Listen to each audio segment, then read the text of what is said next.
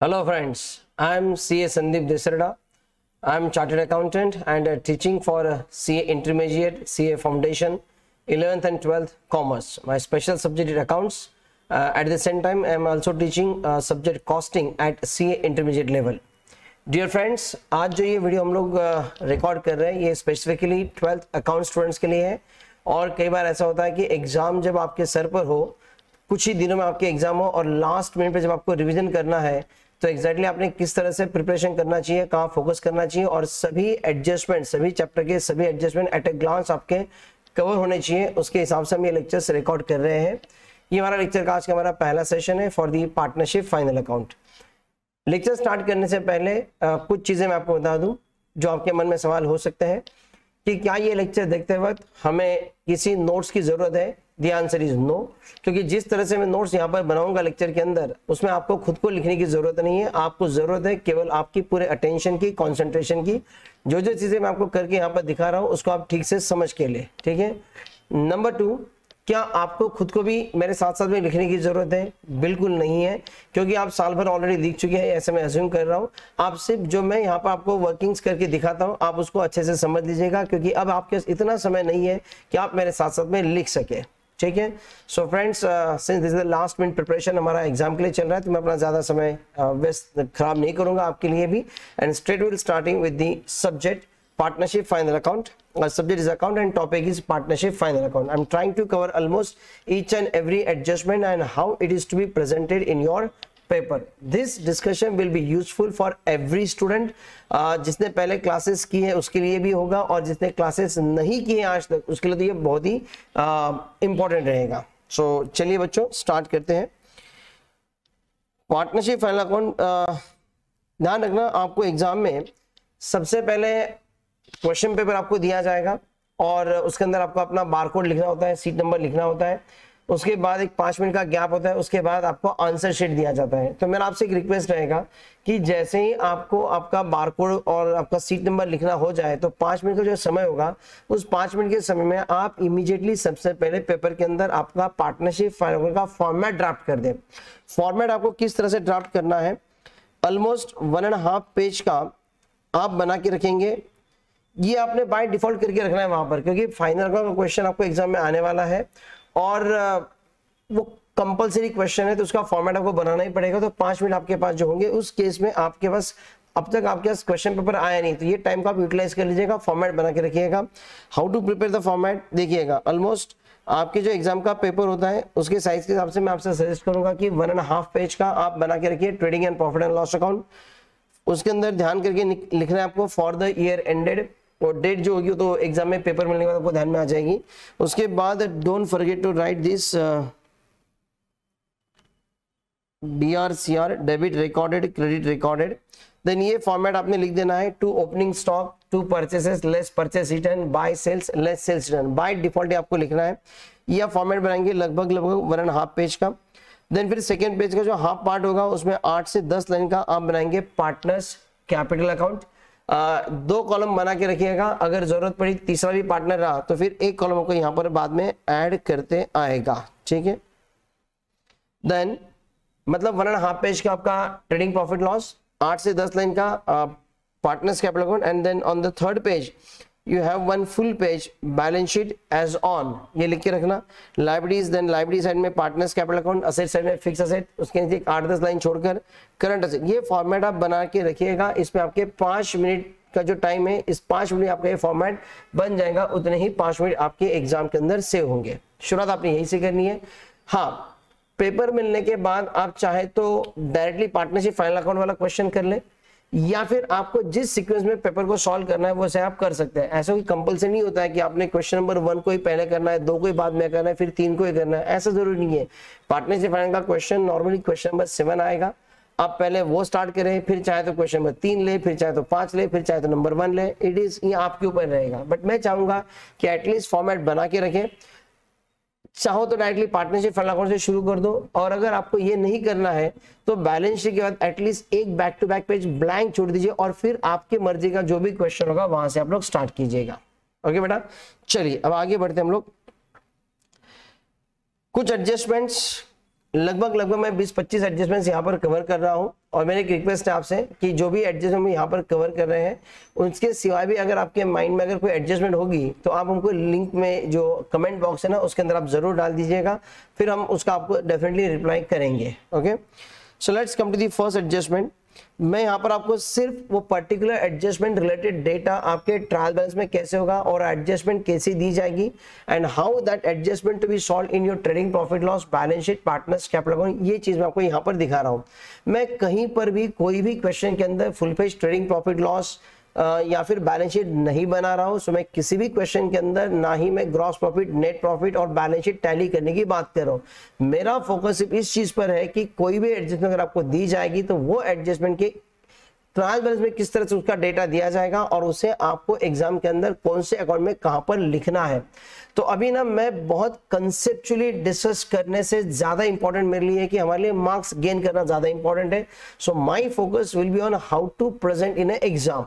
ठीक है, सो चलिए बेटा हम लोग स्टार्ट करते हैं। It is your first adjustment. आप देखिएगा डेटा आपको इस तरह से दिया गया है। तो फर्स्ट पार्ट में जो कवर करेंगे it is your adjustments related with the debtors.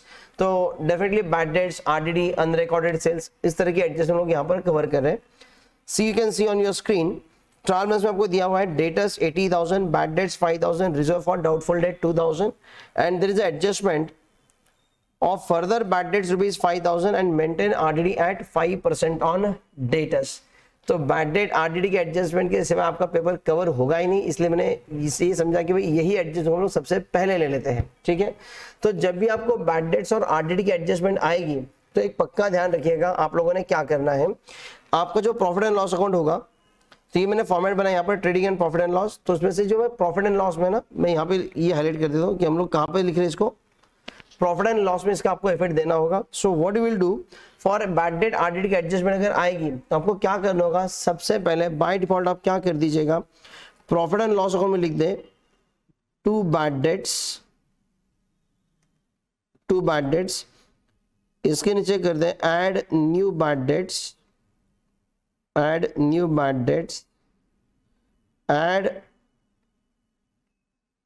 RDD, add new RDD less old RDD। By default आप ये फॉर्मेट लिख के रखें, चार चीजें, to bad debt, add new bad debt, add new RDD, less old RDD। ध्यान रखना ये टू बैड डेट्स की फिगर और ओल्ड RDD फिगर आपको मिलेगी ट्रायल बैलेंस से, और ये जो आपका न्यू बैड डेट्स है और न्यू RDD ये आपको मिलेगा एडजस्टमेंट से। ठीक है, सो देखिए प्रॉब्लम में क्या दिया आपको, डेटर्स गिवन टू यू 80,000। सो सबसे पहले आपके बैलेंस शीट में एक बार आपने टू बैड डेट का ये फॉर्मेट लिख दिया। ठीक है, उसके बाद आपका debtors balance sheet asset side में debtors the amount given to you is rupees 80,000। जो भी आइटम ट्रायल बैलेंस में होगा उसका एक इफेक्ट और एडजस्टमेंट के दो इफेक्ट आते हैं, ये ध्यान रखना। ठीक है, so debtors balance sheet asset में आ गया 80,000 इनर कॉलम में, then bad debts given to you 5,000। तो ये जो बैड डेट्स है ये this is to bad debts, ये यहाँ पर लेंगे आप 5,000 इनर कॉलम में। उसके बाद रिजर्व फॉर डाउटफुल डेट 2,000, ये जाएगा आपका ओल्ड आरडीडी 2,000। ठीक है, then come to the adjustment, further bad debts rupees 5,000, हमारे और पैसे डूब गए 5,000। सो आपको क्या करना होगा, पहला इफेक्ट बैड डेट्स जो एडजस्टमेंट दिया है उसके दो इफेक्ट्स। सो ये जाएगा आपका लेस बैड डेट्स 5,000, तो ये आ गया आपका 80,000 माइनस 5,000 इज 75,000। तो बैड डेट का इफेक्ट पहले आपने डेटर में से माइनस कर दिया। Second effect add new bad dates, यहां पर इसको ऐड कर दे 5,000। वेट अभी कंप्लीट नहीं हुआ है। देन अगली एडजस्टमेंट है maintain RDD at 5% of debtors.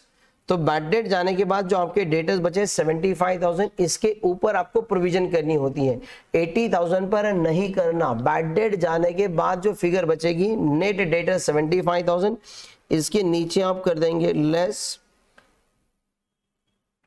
Less reserve for doubtful debt at 5%, so 75,000 का 5% 3,750। सिर्फ RDD मत लिखना, शॉर्टकट मत यूज करना, लिखना पूरा ही। ये 3,750 आप लेस कर देंगे and this will be in outer column 71,250, और ये जो 3,750 है यहाँ पर आएगा आपका न्यू RDD करके 3,750। फिर आप इसका टोटल लगाइए यहाँ पर 5,000 प्लस 5 प्लस 3 इट इज 13,750 में से आपका 2,000 क्या, इट इज 11,750। ये आएगा आउटर कॉलम में, ठीक है। ये इस तरह से आपको इसको प्रेजेंट करना होगा। Let's have one more. आइए सर देखिएगा क्या दिया आपको, debtors 1,23,000, bad debts 4,000, reserve for doubtful debts 5,000. So as I already said, and there is adjustment is maintain RDD at 5% of debtors. Now here is only maintain RDD आपको दिया हुआ है, but जैसे मैंने आपको कहा कि आप हमेशा क्या करेंगे, आप हमेशा पहले ना फॉर्मेट लिख देंगे आपके प्रॉफिट एंड लॉस में। हम लोग कहाँ पर लिख रहे हैं इसको, प्रॉफिट एंड लॉस में लिख रहे हैं। सो आप लिखेंगे यहाँ पर सबसे पहले आप अपना फॉर्मेट लिखेंगे, to bad debts add new bad debt, add new RDD,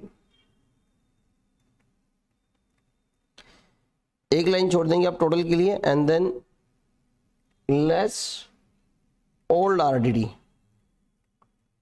ये बाय डिफॉल्ट ये चार चीज आप लिख के रखेंगे, ध्यान में रखना।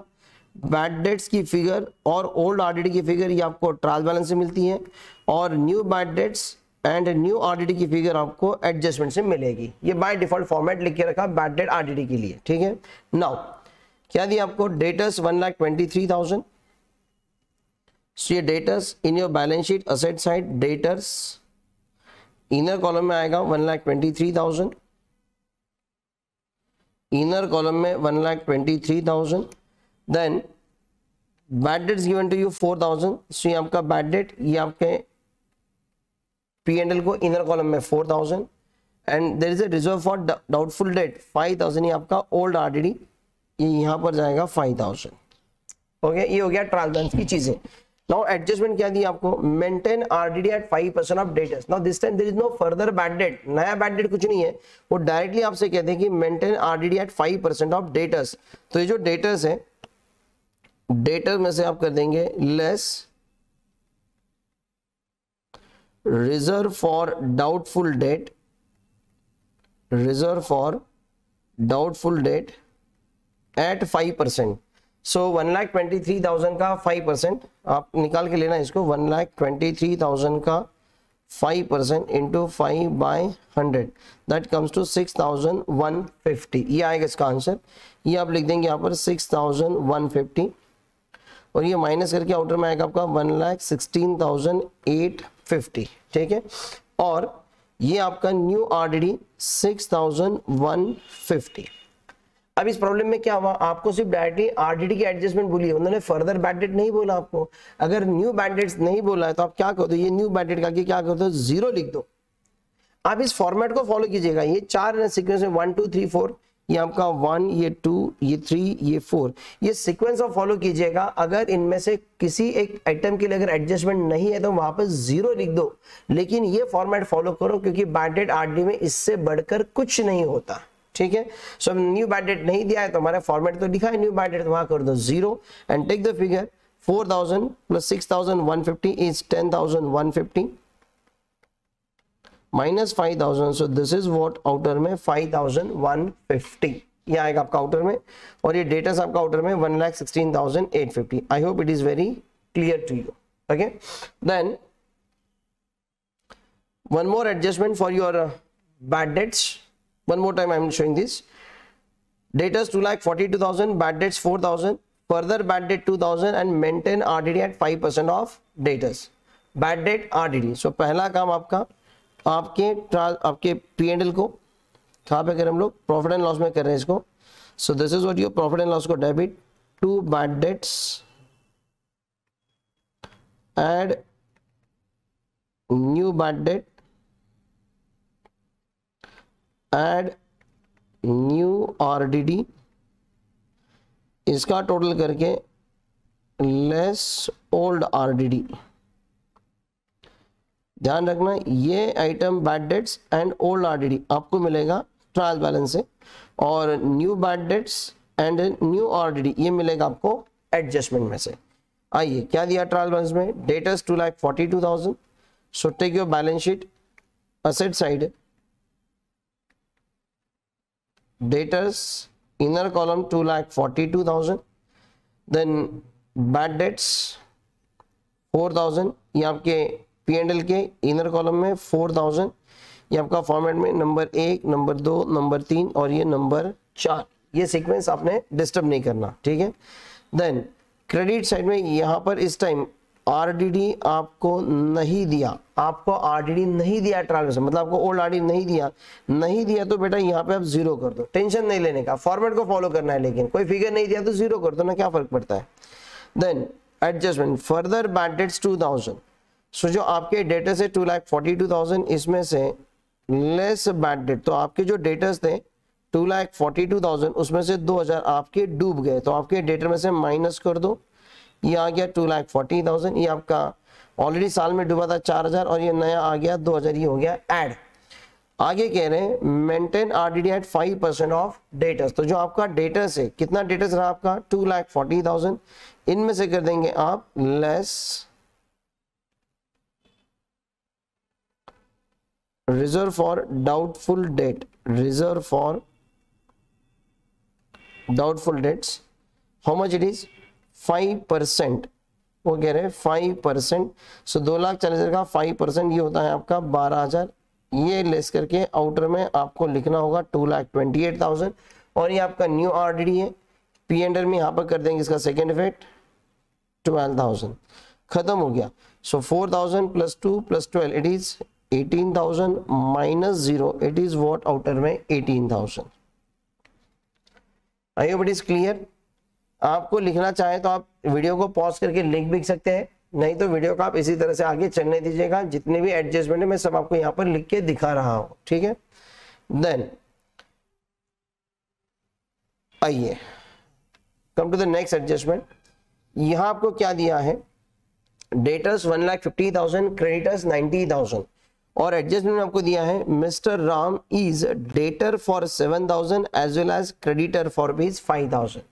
तो एक ही कॉमन पर्सन हमारा डेटर है, मिस्टर राम हमारा क्या है सर, वो हमारा डेटर है, he is a debtor for 7,000 as well as वो क्या है हमारा क्रेडिटर फॉर 5,000। मतलब राम हमारा डेटर है, मतलब हमें उससे लेना 7,000 रुपए है, और राम हमारा क्रेडिटर है, मतलब हमने उसको देना 5,000 है। अब राम से हमने कुछ परचेस किया होगा इसलिए हमें उसको देना 5,000 है, और राम ने हमसे कुछ परचेस किया होगा, मतलब हमने राम को कुछ सेल किया होगा इसलिए हमें उससे लेना 7,000 है। तो लेना 7,000 है और देना 5,000 है, मतलब ये नेट हमें सिर्फ उससे लेना 2,000 रुपए है। बात समझ में आ रही है आपको। देखिए सर हमको यहाँ पर देना मतलब वो हमारा क्रेडिटर है 5,000, और हमें उससे लेना है मतलब वो हमारा डेटर है ऑफ ₹7,000। इसका मतलब अगर लेना और देना नेट देखें तो नेट सिर्फ हमें उससे लेना है कितना 2,000, मतलब कॉमन दोनों में जो 5,000 है वो 5,000 हमें इस केस में कैंसिल करना पड़ेगा। सो एक ही व्यक्ति अगर आपका कॉमन डेटर क्रेडिटर है तो उस केस में जो दोनों में की डेटर और क्रेडिटर की जो लोअर फिगर है वो ऑटोमेटिक कैंसिल हो जाएगी। इसका इफेक्ट हम किस तरह से देंगे, देखिए सबसे पहले debtors and creditors 1,50,000 and creditors 90,000, इसको हम बैलेंस शीट में लिखेंगे। डेटर्स आपका बैलेंस शीट असेट में लिखा जाएगा, डेटर्स इनर कॉलम में 1,50,000, क्रेडिटर्स लाइब्रेरी साइड में इनर कॉलम में 90,000, ठीक है, ये आपने लिखा इनर कॉलम में। नो एडजस्टमेंट क्या है आपकी, Ram is a debtor as well as creditor, तो डेटर 7,000 का है, क्रेडिटर 5,000 का है, दोनों में लोअर फिगर है 5,000, वो कैंसिल हो जाएगी। सो डेटर में हम लोग लिखेंगे लेस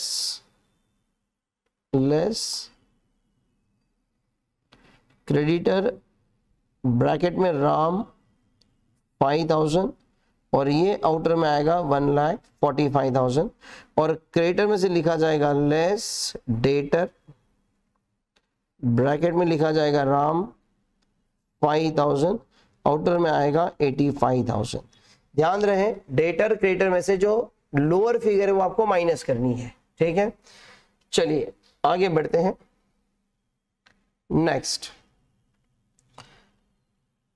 सेम एडजस्टमेंट है। Debtor 2,70,000, creditor 1,35,000। Miss Neha is a debtor for 12,000 as well as a creditor for 15,000. Now this time debtor 12,000 है, मतलब हमें लेना 12,000 है और वो हमारी क्रेडिटर है 15,000, मतलब हमें देना 15,000 है। सर लेना 12,000 है और देना 15,000 है, मतलब नेट से देना 3,000 है। इसका मतलब इस बार ये जो कॉमन में ना 12,000 इस बार कैंसिल हो जाएगा, ठीक है। देखिएगा इसका प्रेजेंटेशन कैसा आएगा। So take your debtors and creditors. तो सबसे पहले जो ट्रांस बैलेंस में डेटर्स है इनर कॉलम में ले लिया 2,70,000, क्रेडिटर्स 1,35,000। इनमें से करना होगा आपको लेस, डेटर से लेस करना क्रेडिटर, ब्रैकेट में स्नेहा 12,000। ये आउटर में हो जाएगा आपका 2,70,000 माइनस 12,000 इज 2,58,000। और क्रेडिटर में से होगा less debtor Sneha my better half 12,000 is 1,23,000।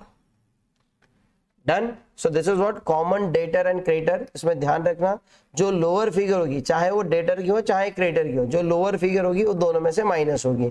Debtor में से माइनस करना क्रेडिटर और क्रेडिटर में से माइनस करना डेटर। डन। नेक्स्ट आगे बढ़ते हैं। Adjustment number 6। अब यहां पर आपको क्या दिया है। It is given to you debtors 1,60,000 and bills receivable 40,000। Bills receivable includes dishonoured bill of ₹10,000। Bills receivable में 10,000 के बिल ऐसे हैं जो कि हमारे डिसऑनर हो चुके हैं। अब इसका एडजस्टमेंट इफेक्ट कैसे दिया जाएगा। सो आइए सर, ये एडजस्टमेंट के लिए आपको क्या होगा कि दोनों आइटम आपके बैलेंस शीट असर के हैं। सो पहले आप क्या करेंगे, डेटर्स इनर कॉलम में 1,60,000 and bills receivable balance sheet asset column में 40,000। देखिए क्योंकि इस वक्त मेरा फोकस आपके एग्जाम की तैयारी की ओर है, तो जो भी इफेक्ट मैं आपको बता रहा हूं ये मेरे फुल एंड फाइनल इफेक्ट्स है। इस वक्त हम इसके डिस्कशन में नहीं जाएंगे कि सर यही इफेक्ट क्यों दिया है हमने, तो वो समझाने का भी टाइम नहीं है। अभी आपको एग्जाम है, एग्जाम को आपको फेस करना है, ठीक है। आपको डिटेल चाहिए तो हर जगह पर मेरा ये कॉन्टैक्ट नंबर आप देख रहे हैं, आप इसके मुझको कॉल करेंगे, मैं आपको बता दूंगा, ठीक है। आप मुझको व्हाट्सएप कर सकते हैं आपकी कोई भी क्वेरी रहेंगी तो, ठीक है। बट अभी जो है हम एग्जाम के हिसाब से देख रहे हैं इस पूरे टॉपिक को। So now bills receivable included dishonoured bill 10,000। तो हमारा जो बिल्स रिसीवेबल है इसमें हमारे डिसऑनर्ड बिल है, मतलब बिल तो है लेकिन ऑलरेडी डिसऑनर हो चुका है। तो ऐसे केस में क्या करना होगा, ऐसे केस में आपको बिल्स रिसीवेबल में से कर देंगे आप लेस और डेटर में कर देंगे ऐड। बिल्स में करेंगे आप डिसऑनर्ड बिल, डिसऑनर्ड बिल 10,000, यहां से हो जाएगा लेस और ये आएगा आउटर में 30,000 और डेटर में आएगा add dishonoured bill, dishonoured bill 10,000 और ये आउटर में आएगा 1,70,000। सो बिल्स रिसीवेबल डिसऑनर के केस में आपको बिल्स रिसीवेबल में से माइनस करना है और डेटर में ऐड करना है। ओके नेक्स्ट,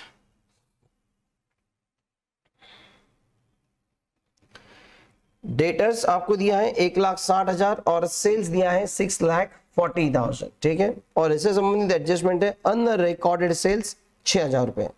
मतलब हमने सेल तो किया लेकिन हमने बुक्स में रिकॉर्ड ही नहीं किया। तो जो 6,40,000 का सेल है इसके अंदर ये जो 6,000 का जो सेल हमारा हो चुका है लेकिन उन्होंने बुक्स में रिकॉर्ड ही नहीं किया। अगर अनरिकॉर्डेड सेल्स की एडजस्टमेंट होगी तो इसे आप किस तरह से करेंगे, ठीक है। सो हियर सबसे पहले डेटर्स, ये आपका debtors balance sheet asset side में आ जाएगा। डेटर्स इनर कॉलम में आएगा 1,60,000 और जो सेल्स है ये आपके ट्रेडिंग के क्रेडिट में, हम लोग ट्रेडिंग अकाउंट में बात कर रहे हैं। So it is a by sales is 6,40,000 inner column. Now adjustment unrecorded sales, इसे आपको add in sales, add in debtors, क्योंकि इसकी एंट्री होती है actually debtors account debit to sales. So debtors को और डेबिट करना होता है, सेल्स को और क्रेडिट करना होता है. तो debtors में ऐड कर दो एंड सेल्स में भी ऐड कर दो. सो इसका एडजस्ट बेनिफिट आप लिखेंगे सेल्स में ऐड अनरिकॉर्डेड सेल्स 6,000, ये आउटर में आ गया 6,46,000. और डेटर्स में भी कर देंगे आप add unrecorded sales 6,000. This is what outer में 1,66,000. So unrecorded sales, add in sales, add in debtors. Okay, next.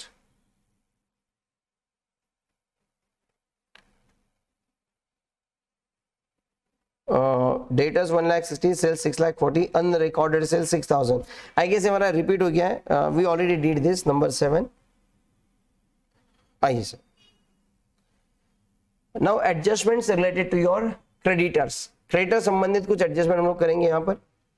You can see here purchases 14,50,000, creditors 3,40,000 and आपको इस बार दिया है unrecorded purchases 10,000. What is given to you is unrecorded purchases 10,000. So जैसा unrecorded sales था वैसा unrecorded purchases. तो पहला इफेक्ट इसमें क्या होगा, इसका एडजस्टमेंट इफेक्ट में क्या आएगा, आपको परचेस में करना होगा ऐड और क्रेडिटर्स में भी करना होगा ऐड. मैं आपको दिखाता हूँ. ट्रेडिंग अकाउंट में सबसे पहले आपका डेबिट में आएगा टू परचेसेस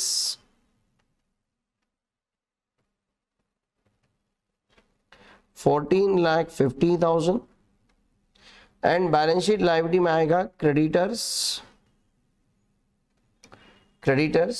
कितना था क्रेडिटर्स 3,40,000. क्रेडिटर्स इनर कॉलम में 3,40,000. देन एडजस्टमेंट है अनरिकॉर्डेड परचेसेस 10,000, अनरिकॉर्डेड परचेसेस 10,000. सो परचेस तो क्या लेकिन बुक्स में नहीं लिखा, तो इसका इफेक्ट आएगा परचेस में करेंगे आप ऐड अनरिकॉर्डेड परचेसेस. देखिए एडजस्टमेंट का इफेक्ट मैंने आपको अलग कलर के पेन से दिखा रहा हूं. आपको एग्जाम में ऐसे दो कलर के पेन यूज नहीं करना है. ये 14,50,000 में ऐड कर दिया. दिस इज व्हाट आउटर में 14,60,000 और ये आपके क्रेडिटर्स में भी add unrecorded purchases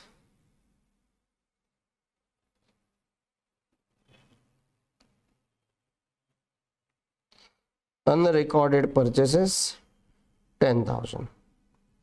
So this is what outer में 3,50,000. ठीक है.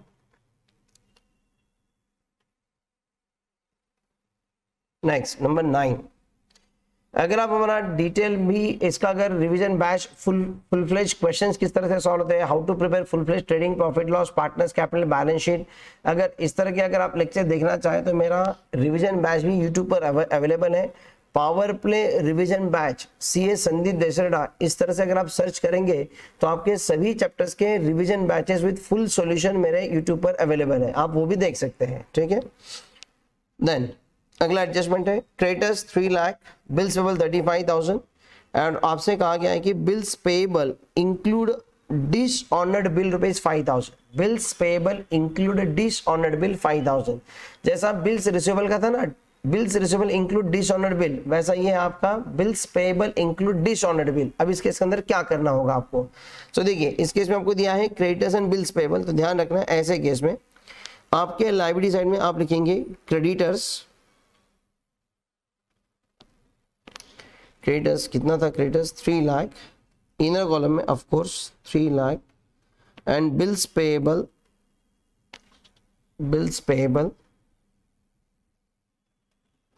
इनर कॉलम में 35,000.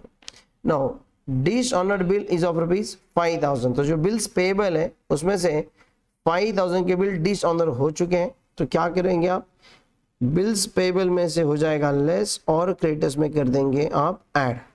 सो बिल्स पेबल डिसऑनर्ड 5,000 यहाँ ऐड हो गया, सो 3,05,000 और बिल्स पेबल से लेस हो जाएगा bills payable dishonoured 5,000 and this is what outer में 30,000। ये आएगा इसका इफेक्ट, ध्यान रखना। नेक्स्ट बच्चों, ये हमारी काम की चीज, we are taking the classes for CA foundation since last 20 years. हाल ही में हमारा जो टॉपर आया Vedant Mantri, it was with 348 marks, so many students scored 300 plus marks. आप हमारे लाइव बैच भी कर सकते हैं और अगर आप चाहें तो हमारा पेन ड्राइव भी परचेस कर सकते हैं। हमारा लेक्चर गूगल ड्राइव पर भी अवेलेबल है। All subjects are taught by all the very experience faculties. मैं खुद अकाउंट्स पढ़ाता हूँ। आप हमारा लेक्चर गूगल ड्राइव या पेन ड्राइव में खरीद सकते हैं। All the 4 subjects just for rupees 22,000, 22,000 की प्राइस है। वैलिडिटी इसकी 9 महीने की रहेगी और व्यू आप इस लेक्चर को 2 बार कंप्लीटली देख पाएंगे। ठीक है, अगर आप सीए फाउंडेशन करते हैं तो ये हमारे लिए आपको बेस्ट ऑप्शन रहेगा। ओके, नेक्स्ट आगे बढ़ते हैं बच्चों। Now coming to the adjustment for depreciation. Adjustment for depreciation, pen drive खरीदने के लिए आप हमें ये जो नंबर्स यहाँ पर दिए गए हैं, आप इसके ऊपर में कॉल कर सकते हैं। ठीक है, ये जो नंबर दिया है आप इसके ऊपर कॉल करेंगे। ठीक है, आपको सारी इंफॉर्मेशन मिल जाएगी। Now adjustment for depreciation, depreciation related adjustment है। अब तक हमने देखे एडजस्टमेंट फॉर डेटर्स, फिर क्रेडिटर्स, फिर हम देखेंगे डेप्रीसिएशन। इसी तरह से हम एडजस्टमेंट देखेंगे आपके goods loss by fire, theft के, partners related adjustment, outstanding prepaid के एडजस्टमेंट, हिडन एडजस्टमेंट। साथ साथ में हम ये भी देखेंगे कि कुछ स्पेसिफिक आइटम्स अगर ट्रायल बैलेंस में आए तो how it is to be and where it is to be presented. आइए डेप्रीसिएशन को कंटिन्यू करते हैं। आपको दिया है सर मशीनरी 1 लाख, फर्नीचर 60,000 और आपसे कहा है कि depreciate machinery at 20% and furniture at 20%। एकदम सादा सिंपल एडजस्टमेंट है डेप्रीसिएशन का। तो इस केस में मशीनरी एंड फर्नीचर, ये सबसे पहले आपके बैलेंस शीट इनर कॉलम में मशीनरी 1 लाख एंड फर्नीचर 60,000। आपसे कहा गया है simple depreciate machinery 10% and furniture 20%। Machinery के ऊपर 10% डेप्रीसिएशन, डेप्रीसिएशन की वजह से असेट की वैल्यू कम होती है, इसलिए एडजस्टमेंट इफेक्ट में मशीनरी में से आप कर देंगे लेस डेप्रीसिएशन एट 10%। सो 1 लाख का 10% इज 10,000 और ये आउटर में आ जाएगा 90,000। सो पहला इफेक्ट उस रिस्पेक्टिव असेट में से आप इसको माइनस करेंगे और क्योंकि डिक्रीज इन वैल्यू हमारा लॉस है तो प्रॉफिट एंड लॉस को, ध्यान रहे, प्रॉफिट एंड लॉस को आप डेबिट कर देंगे to depreciation on machinery, take it in the inner column. अगर एक से ज्यादा असेट है तो इनर में लिखिएगा, अगर एक ही असेट होगा तो डायरेक्टली आउटर में लिखा तो भी चलेगा। अब यहाँ पर हमारे पास और एक असेट भी है फर्नीचर, जिसका डेप्रिसिएशन कितना है 20%। तो आइए इस फर्नीचर पे हम लोग करेंगे लेस डेप्रिसिएशन। किसी भी तरह से कोई शॉर्टकट सिर्फ डीईपी डेप एट 20% ऐसा नहीं लिखना, पूरा लिखना 20%, क्योंकि जैसे ही आप बहुत ज्यादा स्कोर करने लग जाते हैं ना तो एग्जामिनर हमेशा कोशिश करते हैं कि आपके मार्क्स कहां पर कट किए जाए। सो किसी भी तरह का कोई शॉर्ट फॉर्म यूज नहीं करना। सेकेंड इफेक्ट P&L को डेप्रीसिएशन फर्नीचर 12,000 और फिर ये टोटल आउटर में 22,000। इस तरह से आएगा इसका प्रेजेंटेशन। डेप्रीसिएशन असेट में से माइनस करना और प्रॉफिट एंड लॉस को डेबिट कर देना। ठीक है, द नेक्स्ट मशीनरी फिर से दी आपको 1 लाख रुपए, परचेसेस दिए 12,50,000 और आपसे ये कहा गया है कि purchases include machinery purchased on 1 October 22 for ₹40,000 and आगे कहते हैं डेप्रीसिएट मशीनरी एट 10%। क्या कह रहे हैं बेटा? कह रहे हैं कि आपके पास एक मशीनरी है 1,00,000 की। ऊपर से ये भी कह रहे हैं कि purchases include machinery purchase on 1 October 22 for rupees 40,000। मतलब आपने ड्यूरिंग द एक मशीनरी परचेस की, बट बाय मिस्टेक वो आपके परचेसेस में इंक्लूड है, ना कि मशीनरी में। तो मुझे पहले इसको, जो आपने मशीनरी परचेस की है लेकिन जो परचेस में इंक्लूड है, मुझे परचेस में उसको माइनस करना पड़ेगा और मशीनरी में ऐड करना पड़ेगा, और उसके बाद आएगा मशीनरी पर depreciation. See how it will be. सबसे पहले तो आपका machinery 1,00,000, so I will take it to the asset side. Machinery 1,00,000, machinery 1,00,000 और परचेसेस आपको दिया है 12,50,000। सो ये मेरे ट्रेडिंग अकाउंट को debit, purchases 12,50,000 to purchases 12,50,000। Okay, ये बेसिक आपको ट्रांस में दिया हुआ है। नो परचेसेस इंक्लूड, परचेस में इंक्लूड है, क्या इंक्लूड है? मशीनरी परचेस की हुई, परचेस में इंक्लूड है ना भाई, मशीनरी परचेस की है तो मशीनरी में आना चाहिए था, ना कि परचेस में। तो क्या करो, परचेस में से हटा दो। सो लेस मशीनरी परचेस्ड, कितने की है? 40,000 की है, या माइनस कर देंगे तो ये आउटर में आ जाएगा 12,10,000। और ये जो मशीनरी है इसमें कर देंगे आप ऐड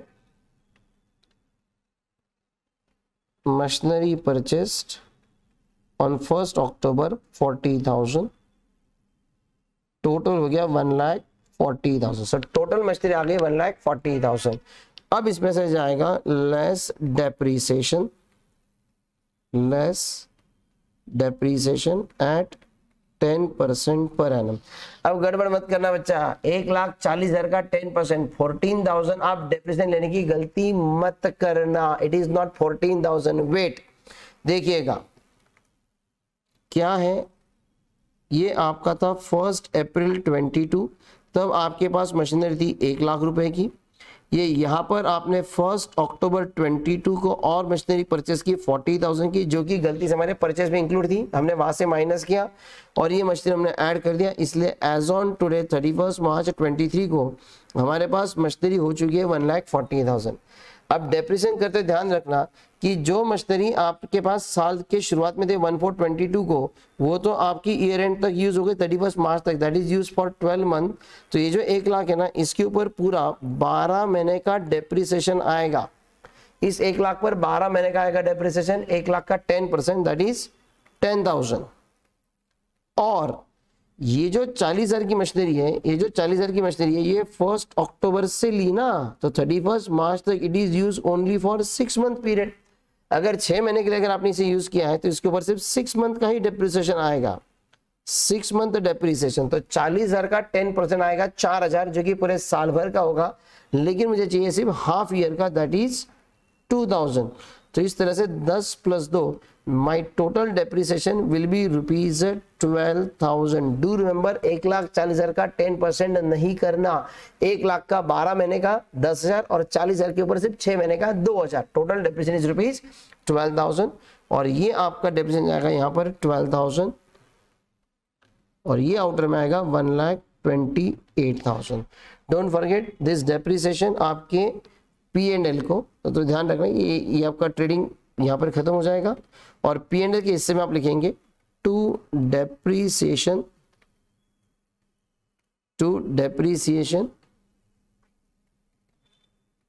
ऑन मशीनरी 12,000। ठीक है, नेक्स्ट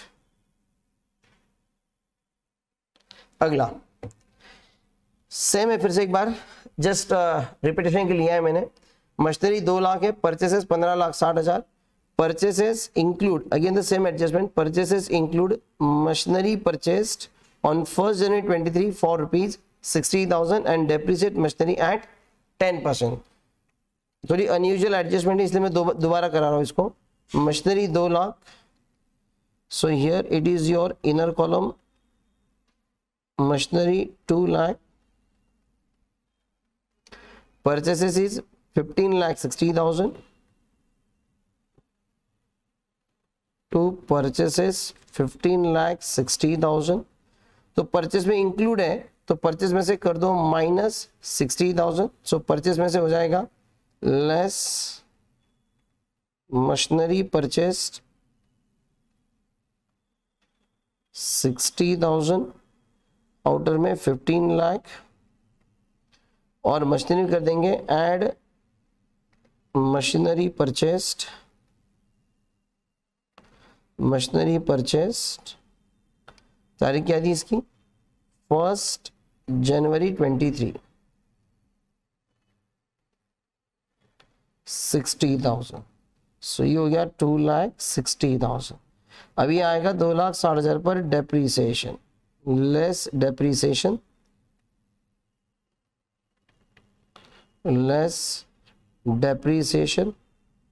एट 10% पर एनम।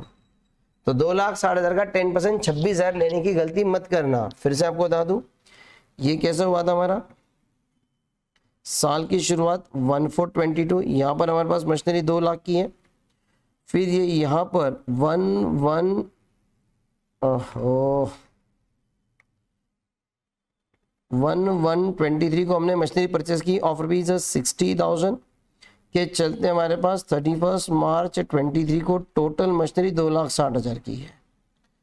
तो देखिएगा जो 2 लाख की मशीन है, ये 2 लाख की मशीन 1/4/22 को हमारे पास थी, पूरे साल भर यूज हो गई, पूरे 12 महीने यूज हो गई, इसके ऊपर 12 महीने का डेप्रीसिएशन फॉर 12 मंथ, तो 2 लाख का 10% आएगा 20,000 रुपए। और जो 1123 को लिए, it is from 1123 to 31 March, it is use only for 3 months period, तो इसके ऊपर आएगा 3 मंथ्स डेप्रीसिएशन, 3 मंथ्स डेप्रीसिएशन, तो 60,000 का 10% आएगा 6,000 रुपए, 6,000 12 महीने के लिए, तो 3 महीने के लिए आएगा सिर्फ 1,500 रुपए।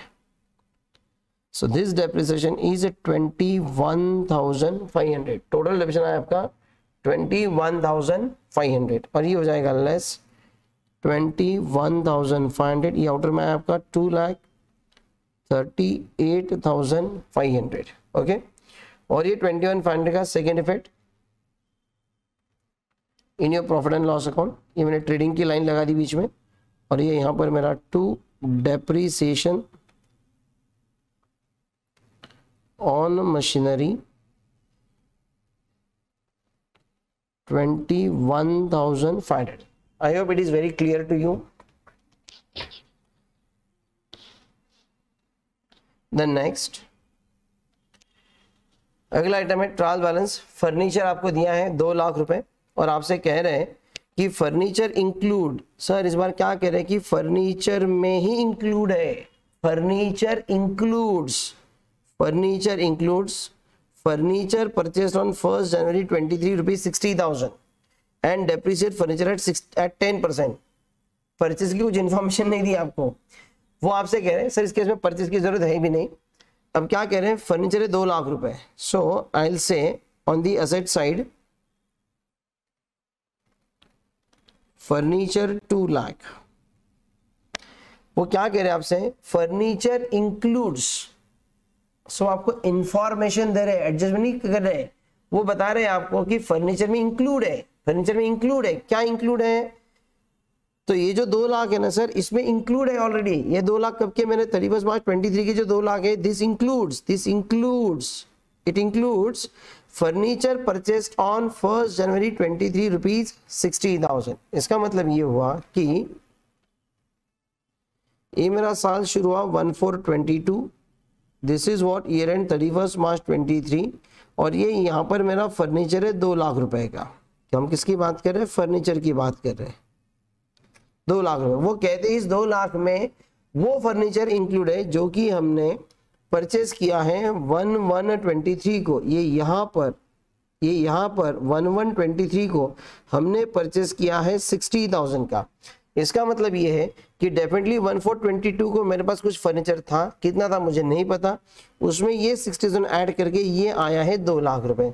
तो बात बिल्कुल साफ है कि मेरे पास यहाँ पर 1422 को डेफिनेटली मेरे पास फर्नीचर होगा 1,40,000 का, जिसके अंदर हमने 1 जनवरी को परचेज किया 60,000 का, और 1,40,000 प्लस 60 ये आ चुका है हमारा 2 लाख रुपए। बेटा फिर से समझिएगा, पिछला जो प्रॉब्लम था उसमें क्या दिया था आपको, पिछले प्रॉब्लम में दिया था कि परचेसेस इंक्लूड, वो कह रहे थे कि परचेस में इंक्लूड है, इसलिए हम परचेस से माइनस करके मशीनरी में ऐड कर रहे थे। यहाँ वैसी बात नहीं है, यहाँ वो कह रहे हैं कि फर्नीचर में इंक्लूड है, वो ये नहीं कह रहे कि परचेस में इंक्लूड फर्नीचर है, नहीं, फर्नीचर जो 2 लाख का है उसी में इंक्लूड है, गलती कुछ नहीं है। इस बार इंफॉर्मेशन दे रहे हैं कि ये जो 2 लाख रुपए है इसमें वो भी फर्नीचर है जो कि हमने 1 जनवरी को लिया है फॉर रुपीज 60,000। तो आज हमारे पास 1123 को फर्नीचर है 2 लाख का, इसमें 1123 का है 60,000 का, मतलब ही 1422 को हमारे पास था 1,40,000 का, ये आपको समझना है इसके अंदर।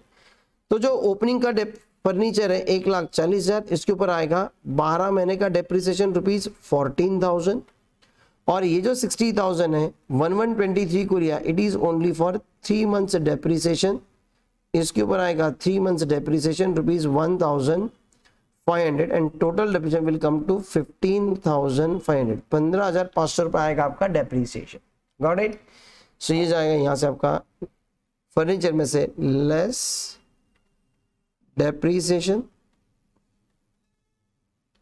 एट 10% पर एनम 15,500, आउटर में आएगा 1,84,500, और ये 15,500 आपके प्रॉफिट एंड लॉस को डेबिट जाएगा to depreciation on furniture 15,500। Got it? दोनों में बेसिक फर्क है। पहला जो हमने किया था मशीनरी का, मैं आपको बता दूं, इसके अंदर आपको दिया था परचेस इंक्लूड, इसके अंदर ओहो कहां चला गया मैं सर, उसके अंदर आपको दिया था मशीनरी इंक्लूड्स, इसके अंदर आपको दिया गया था मशीनरी इंक्लूड, इसलिए हमने परचेस में से माइनस किया था। इस बार ऐसा नहीं है सर, इस बार आपसे कह रहे हैं कि जो फर्नीचर है फर्नीचर में ही इंक्लूड है, तो फर्नीचर माइनस क्या करना है सर, जरूरत थोड़ी होती है। ठीक है, नेक्स्ट अगला एडजस्टमेंट। अभी दोनों एडजस्टमेंट को मैंने एक बार साथ में लिया है, नहीं सेम एक फिर से एक बार रिपीट करके दिखा रहा हूं आपको। Furniture 3 lakh, furniture includes furniture purchase on 1 October 22 1 lakh and depreciate furniture 10%। Again same adjustment एक बार फिर से करके दिखा रहा हूं आपको। सो ये आएगा आपका असेट में फर्नीचर 3 लाख, फर्नीचर 3 लाख। वो कह रहे हैं कि जो आपका फर्नीचर है, जो हमारा फर्नीचर है, तो दिस इज व्हाट 1422, और एज ऑन टुडे 31 मार्च 23 को जो हमारा 3 लाख का फर्नीचर है, this furniture includes furniture purchased on 1 October 22 rupees 1 lakh. इसमें यहाँ पर 1 अक्टूबर 22 को हमने 1 लाख का जो फर्नीचर किया वो इस 3 लाख में इंक्लूड है। इसका मतलब यहाँ पर डेफिनेटली ओपनिंग में मेरे पास यहाँ पर 2 लाख का फर्नीचर है, तभी तो 1 लाख ऐड करके 3 लाख हुआ है। सो अब डेप्रीसिएशन, ये जो 2 लाख का मशीनरी होगा ओपनिंग का फर्नीचर, ये 1422 से लेके 31 मार्च तक यूज होगा, पूरा 12 महीने का, तो इसके ऊपर आएगा डेप्रीसिएशन पूरे 12 महीने का। 10% ऑफ 2 लाख इज 20,000, और ये जो 1 लाख का है सर, इस 1 लाख के ऊपर आएगा आपका 1 अक्टूबर टू 31 मार्च 6 मंथ डेप्रीसिएशन, 6 महीने का डेप्रीसिएशन, जो कि होगा 1 लाख का 10%, 10,000 फॉर अ ईयर, हमें चाहिए आधा 6 महीने का rupees 5,000। So 20,000 plus 5,000 is what 25,000 will be your depreciation. So यहाँ हो जाएगा आपका less depreciation at 10% per annum 25,000, और ये आएगा आउटर में 2,75,000। Second effect of course in your profit and loss account, to depreciation on furniture 25,000। I hope it is very clear. Okay, next, now adjustments for closing stock. Closing stock संदर्भ में कुछ adjustments आपको दिए। तो closing stock हमारे travellers में नहीं दिया जाता, हाँ कभी कभी दिया भी जाता है, उसको हम अलग से डिस्कस करेंगे। अभी एडजस्टमेंट को क्या दिया है, closing stock valued ₹1 lakh. Sir closing stock 1 lakh, adjustment आपको दिया गया। दो इफेक्ट ध्यान रखना, पहला इफेक्ट ट्रेडिंग को credit by closing stock, trading को credit by closing stock ₹1 lakh. और दूसरा इफेक्ट जाएगा इसका बैलेंस शीट असेट साइड में stock in trade, balance sheet asset side में स्टॉक इन ट्रेड। कई बार है ना बच्चे इसको असेट साइड में भी क्लोजिंग स्टॉक ही लिखते हैं और बोर्ड में भी आपको क्लोजिंग स्टॉक करेक्ट दिया जाएगा, बट मेरा कहना है सर एज अ प्रिंसिपल अगर आप करेक्ट लिखना चाहें तो इट्स बेटर कि आप असेट साइड में स्टॉक इन ट्रेड लिखिए। क्लोजिंग स्टॉक लिखा तो भी आपको मार्क्स मिलने वाले, but it's a better principle correct होगा स्टॉक इन ट्रेड। तो इफेक्ट ट्रेडिंग का credit, balance sheet asset. Next आपसे कहा गया है closing stock having cost ₹1 lakh and market value 90,000 और 1,10,000। अब ये और 1,10,000 बाद में देखेंगे, ठीक है, इसको हम बाद में देख लेंगे। क्या कहते हैं, क्लोजिंग स्टॉक की आपको दी है कॉस्ट है 1 लाख और कहते हैं इसकी मार्केट वैल्यू है 90,000। क्लोजिंग स्टॉक की कॉस्ट है 1 लाख रुपए, कॉस्ट है 1 लाख रुपए और इसकी मार्केट वैल्यू है 90,000। डू रिमेंबर, जब आपको कॉस्ट और मार्केट वैल्यू दोनों दिया जाए, कॉस्ट एंड मार्केट वैल्यू दोनों जब आपको दिया जाए तो दोनों में से ध्यान रखना always which ever is lower, ये फिगर आपको हमेशा लेनी होती है, ठीक है। सो इस केस में 1 लाख और 90,000 में से आपका जो शॉर्ट है दैट इज 90,000 से आपको वैल्यूएशन दिखाना होगा और इस केस में आएगा आपका ट्रेडिंग को credit by closing stock, bye closing stock 90,000 and asset side में आएगा stock in trade 90,000। Is this very clear? जो लोअर है वो हम दिखाएंगे। अभी इसी में मैंने एक कॉम्बिनेशन किया है कि इंस्टेड ऑफ 90,000 समझो अगर उन्होंने आपसे कहा होता कि इसकी मार्केट वैल्यू 1,10,000। अब 2 मिनट इसको छोड़ दीजिएगा, अभी ना इसको हम साइड में रख देंगे, इसको हम साइड में रख देंगे। अब हम इसके ऊपर डिस्कशन करेंगे। It's a market value is ₹10,000। क्या है सर? Market value 1,10,000। अगर दिया कॉस्ट 1 लाख और मार्केट वैल्यू 1,10,000 तो प्रिंसिपल तो वही रहेगा भाई, जो अगर दोनों दिया है तो जो लोअर है वो आएगा। तो इसके में कॉस्ट 1 लाख है, मार्केट वैल्यू 1,10,000 है, तो जो लोअर है मतलब ही 1 लाख रुपए से आएगा वैल्यूएशन। तो इस केस में आपका आंसर होगा, ये मेरा पहला कॉम्बिनेशन था। सेकेंड कॉम्बिनेशन में बाय क्लोजिंग स्टॉक, प्रॉब्लम में ऐसे दो नहीं देंगे एट ए टाइम, मैं आपको सिर्फ उसमें जो वेरिएशन है वो बताने की कोशिश कर रहा हूँ। 1 lakh and in my second option stock in trade asset side में आएगा 1 लाख। मैं अल्टीमेटली आपको सिर्फ ये बात बताने की कोशिश कर रहा हूं कि अगर आपको प्रॉब्लम है कॉस्ट और मार्केट वैल्यू अगर दोनों दिया जाएगा तो दोनों में से जो लोअर है अल्टीमेटली आपको उसे फॉलो करना है। Got it? नेक्स्ट बच्चों ये और एक मैसेज आ गया यहाँ पर, I am teaching for CA intermediate also. हाल ही मेरा नवंबर 23 एग्जाम के लिए मेरा पेन ड्राइव लॉन्च हो चुका है just for ₹9,990। In that we are offering CA inter accounts and costing and advance account, ये कुल मिलाकर 3 सब्जेक्ट कॉम्बो ऑफर हम लोग दे रहे हैं 9,990 में। For all the 3 subjects lecture आपको पेन ड्राइव या गूगल ड्राइव पर मिल सकता है। This is the best opportunity, highest number of problems इसके अंदर सॉल्व किए हुए हैं। सभी एग्जाम के RTP MTP जितने भी क्वेश्चंस हैं सारे क्वेश्चंस विद सॉल्यूशन आपको इसके अंदर मिलेंगे। पूरा रिकॉर्डेड लेक्चर है, आप इसको बाय कर सकते हैं। कॉन्टेंट आप यहाँ पर देख सकते हैं, नंबर हमारा अवेलेबल है। CA फाउंडेशन का भी सभी सब्जेक्ट का अवेलेबल है, इंटर का एडवांस अकाउंट अकाउंट्स कॉस्टिंग का अवेलेबल है।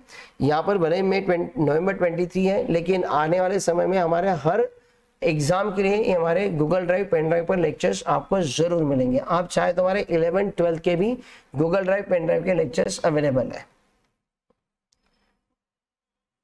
Now adjustment for loss by fire and loss by theft. चोरी हो गई, आग लग गई, तो इसका अकाउंटिंग इफेक्ट किस तरह से दिया जाएगा।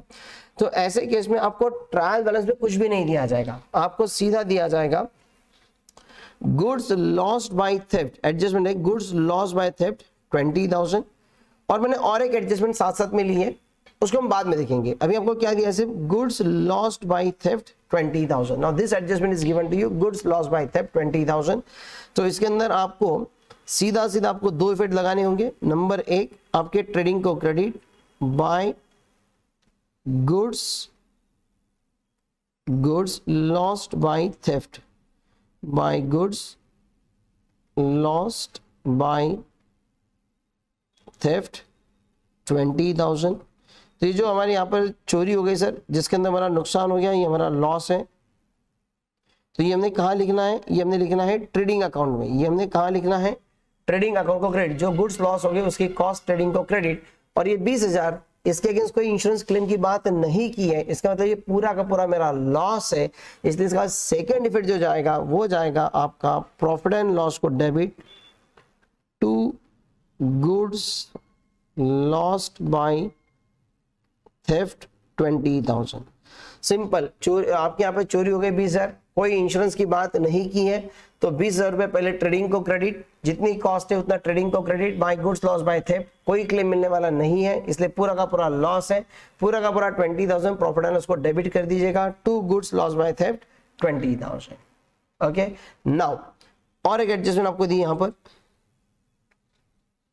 गुड्स लॉस बाय फायर, आग लग गई, 10,000 के गुड्स लॉस हो गए, and insurance admitted claim, insurance company चाहिए था यहां पर, इंश्योरेंस कंपनी एडमिटेड क्लेम ₹7,000। तो कुल मिलाकर आपके यहाँ पर फायर हो गया, 10,000 का नुकसान हो गया, हमने इंश्योरेंस कंपनी के पास कंप्लेंट लगा दी, हमने क्लेम मांगा कि भाई हमने इंश्योरेंस लेके रखा था, इंश्योरेंस कंपनी ने कहा ठीक है आपका क्लेम वाजिब है, लेकिन वो उन्होंने हमारा क्लेम एक्सेप्ट किया, कितना, 7,000 रुपए।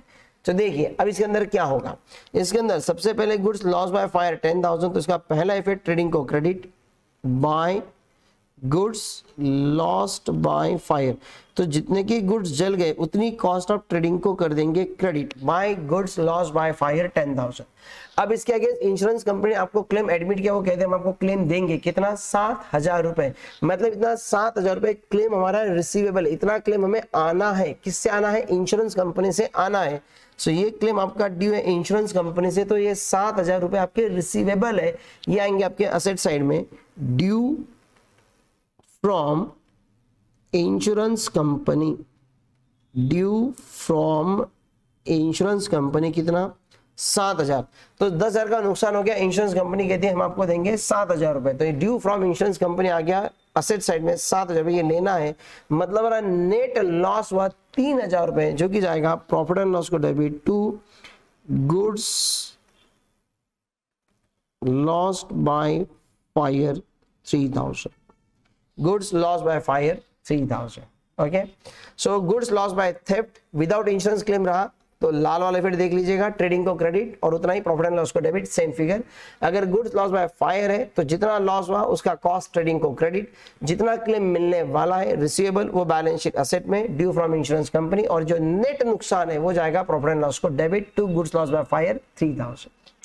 Hope so it is clear. Next, prepaid और आउटस्टैंडिंग एक्सपेंसेस, एकदम सिंपल चीज है बेटा, बहुत ही सिंपल होता है। आपको दिया गया प्रॉब्लम के अंदर वेजेस 50,000, सैलरी 20,000, वेजेस 50,000, सैलरी 20,000, और आपसे कहा है कि आउटस्टैंडिंग वेजेस 10,000, प्रीपेड सैलरी 5,000। अगर आपको इफेक्ट पता है तो आप थोड़ा सा वीडियो आगे ले सकते हो, अगला एडजस्टमेंट आप देख सकते हैं, नहीं है तो आप देख लीजिएगा। वेजेस, नाउ वेजेस, सबसे पहले वेजेस जाएगा आपका ट्रेडिंग अकाउंट में, to wages account, to wages, inner column में 50,000। ध्यान रखना वेजेस ट्रेडिंग अकाउंट में आता है, और ये ट्रेडिंग अकाउंट समझिए यहाँ पर क्लोज हो गया मेरा, ये ट्रेडिंग अकाउंट, और फिर सैलरी जो होता है वो आता है P&L में, सो सैलरी टू सैलरी 20,000। तो पहले तो जो ट्रायल बैलेंस में हमने लिख लिया। नाउ एडजस्टमेंट, आउटस्टैंडिंग वेजेस 10,000, तो जो हमने वेजेस पेड किया ना ऑलरेडी साल भर में, हमने कितना वेजेस पेड किया है, 50,000, बावजूद इसका अभी भी 10,000 हमारा पेड करना बाकी है। मतलब 10,000 हमारा खर्चा तो है, लेकिन अब तक हमने पेड नहीं किया, लेकिन है तो खर्चा। इसलिए क्या करना होगा, वेजेस में करना होगा ऐड आउटस्टैंडिंग वेजेस, ये करना पड़ेगा आपको ऐड आउटस्टैंडिंग वेजेस, और ये आउटर में आ जाएगा आपका 60,000। ठीक है, और ये वेजेस अब तक हमने नहीं दिया, पेबल है, हमारी लाइबिलिटी है, इसलिए इसका सेकेंड फिट आएगा आपके बैलेंस शीट लाइबिलिटी साइड में आउटस्टैंडिंग वेजेस 10,000। ये आएगा आपका लाइबिलिटी साइड में outstanding wages 10,000। Okay, on the contrary अगला है हमारा प्रीपेड सैलरी 5,000। प्रीपेड सैलरी 5,000 मतलब जो हमने सैलरी ऑलरेडी पेड की है 20,000 रुपए, इसमें हमारी प्रीपेड सैलरी है 5,000। मतलब हमने अगले साल के लिए हमने ऑलरेडी दे के रखा है, मतलब हमारा पेमेंट 20,000 है, लेकिन खर्चा हमारा 20,000 नहीं है, उसमें से 5,000 अगले साल का है। तो ये जो प्रीपेड सैलरी ये करना पड़ेगा आपको less prepaid salary, less prepaid salary 5,000, और ये आउटर में आएगा 15,000। एंड दिस प्रीपेड सैलरी जो कि हमने फ्यूचर के लिए दे के रखा हुआ, ये हमारा असेट है, ये जाएगा आपका असेट साइड में प्रीपेड सैलरी 5,000। ये असेट साइड में दिखाया जाएगा prepaid salary 5,000। Done. Next one more is here, insurance आपको दिया है डेबिट में 10,000 and rent received is given to you. Of course हमारा इनकम है तो क्रेडिट में आ गया 40,000। एडजस्टमेंट में rent receivable 8,000 and prepaid insurance 2,000 रुपए। एक बार हम फिर से कर रहे हैं इसको। सो इंश्योरेंस डेबिट वाला 10,000, ये हमारा दोनों आइटम हमारे प्रॉफिट एंड लॉस के हैं। सो पीएनएल को debit to insurance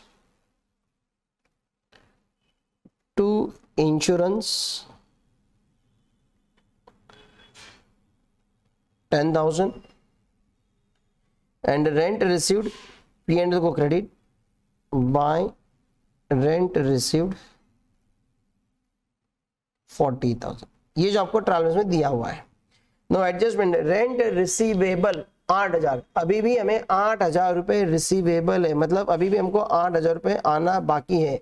rent is receivable, आना बाकी है 8,000। इसका मतलब ये है कि ये जो 40,000 है जो कि हमको ऑलरेडी मिल चुका है, ये तो मेरा इनकम है, लेकिन 8,000 जो नहीं मिला है वो भी मेरा इनकम है। So this is what add rent receivable, ये आपको करना पड़ेगा, आना बाकी है, ये हमारा इनकम है।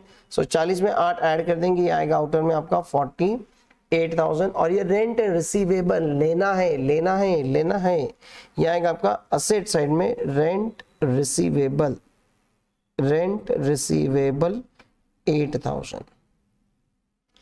देन अगला है प्रीपेड इंश्योरेंस 2,000। प्रीपेड इंश्योरेंस हमने एडवांस में पेड करके रखा, अभी हमने थोड़ी देर पहले डिस्कस किया था। इसको हम करेंगे लेस प्रीपेड इंश्योरेंस। डायरेक्टली आपको दिया है कि इंश्योरेंस में से 2,000 रुपए आपके प्रीपेड के हैं, तो उन 2,000 माइनस कर देंगे, यहाँ आउटर में 8,000, और ये हमारा फ्यूचर के लिए पेड किया, तो ये हमारा है प्रीपेड, ये हो जाएगा हमारा असेट साइड में prepaid insurance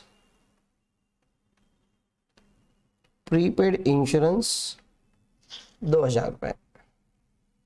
I hope this effect is clear.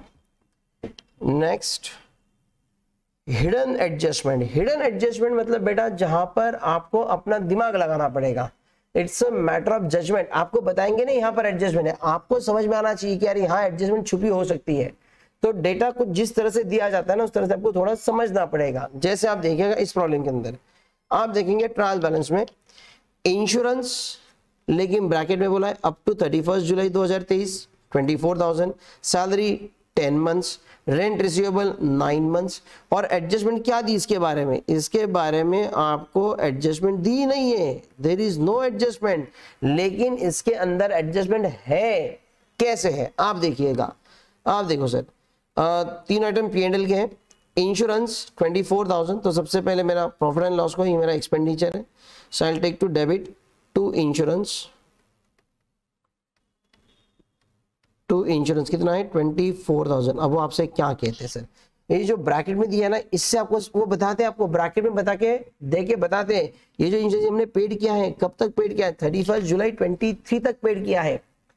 अभी हमारी डेट क्या है, अभी हमारी डेट है 31 मार्च 23 ट्रायल बैलेंस की, और ये इंश्योरेंस मैंने 31 जुलाई तक पेड किया है। इंश्योरेंस हमेशा 12 महीने के लिए पेड करते हैं, जब भी पेड किया जाता है 12 महीने के लिए पेड किया जाता है। तो ये आपने पेड किया है 12 महीने एंड तक, 31 जुलाई तक आपने पेड किया है। इसका मतलब 31 मार्च के आगे अप्रैल, मई, जून, जुलाई, 4 महीने का आपने प्रीपेड है। इसके अंदर 4 महीने का इंश्योरेंस आपका प्रीपेड है, जो कि आपको करना पड़ेगा लेस। सो ये हो जाएगा less prepaid insurance. Prepaid insurance कैसे आएगा, ये देखिए, जो 24,000 आपने पेड किया, it is always paid for 12 month. Insurance हमेशा 12 महीने का पेड किया जाता है, सो डिवाइडेड बाय 12 मंथ्स। और ये आपने 31 जुलाई तक पेड किया, मतलब मार्च के आगे अप्रैल, मई, जून, जुलाई, इट इज 4 मंथ्स का आएगा prepaid. This amount comes to 8,000। So 24,000 minus 8,000, this is what 16,000 आएगा आउटर में।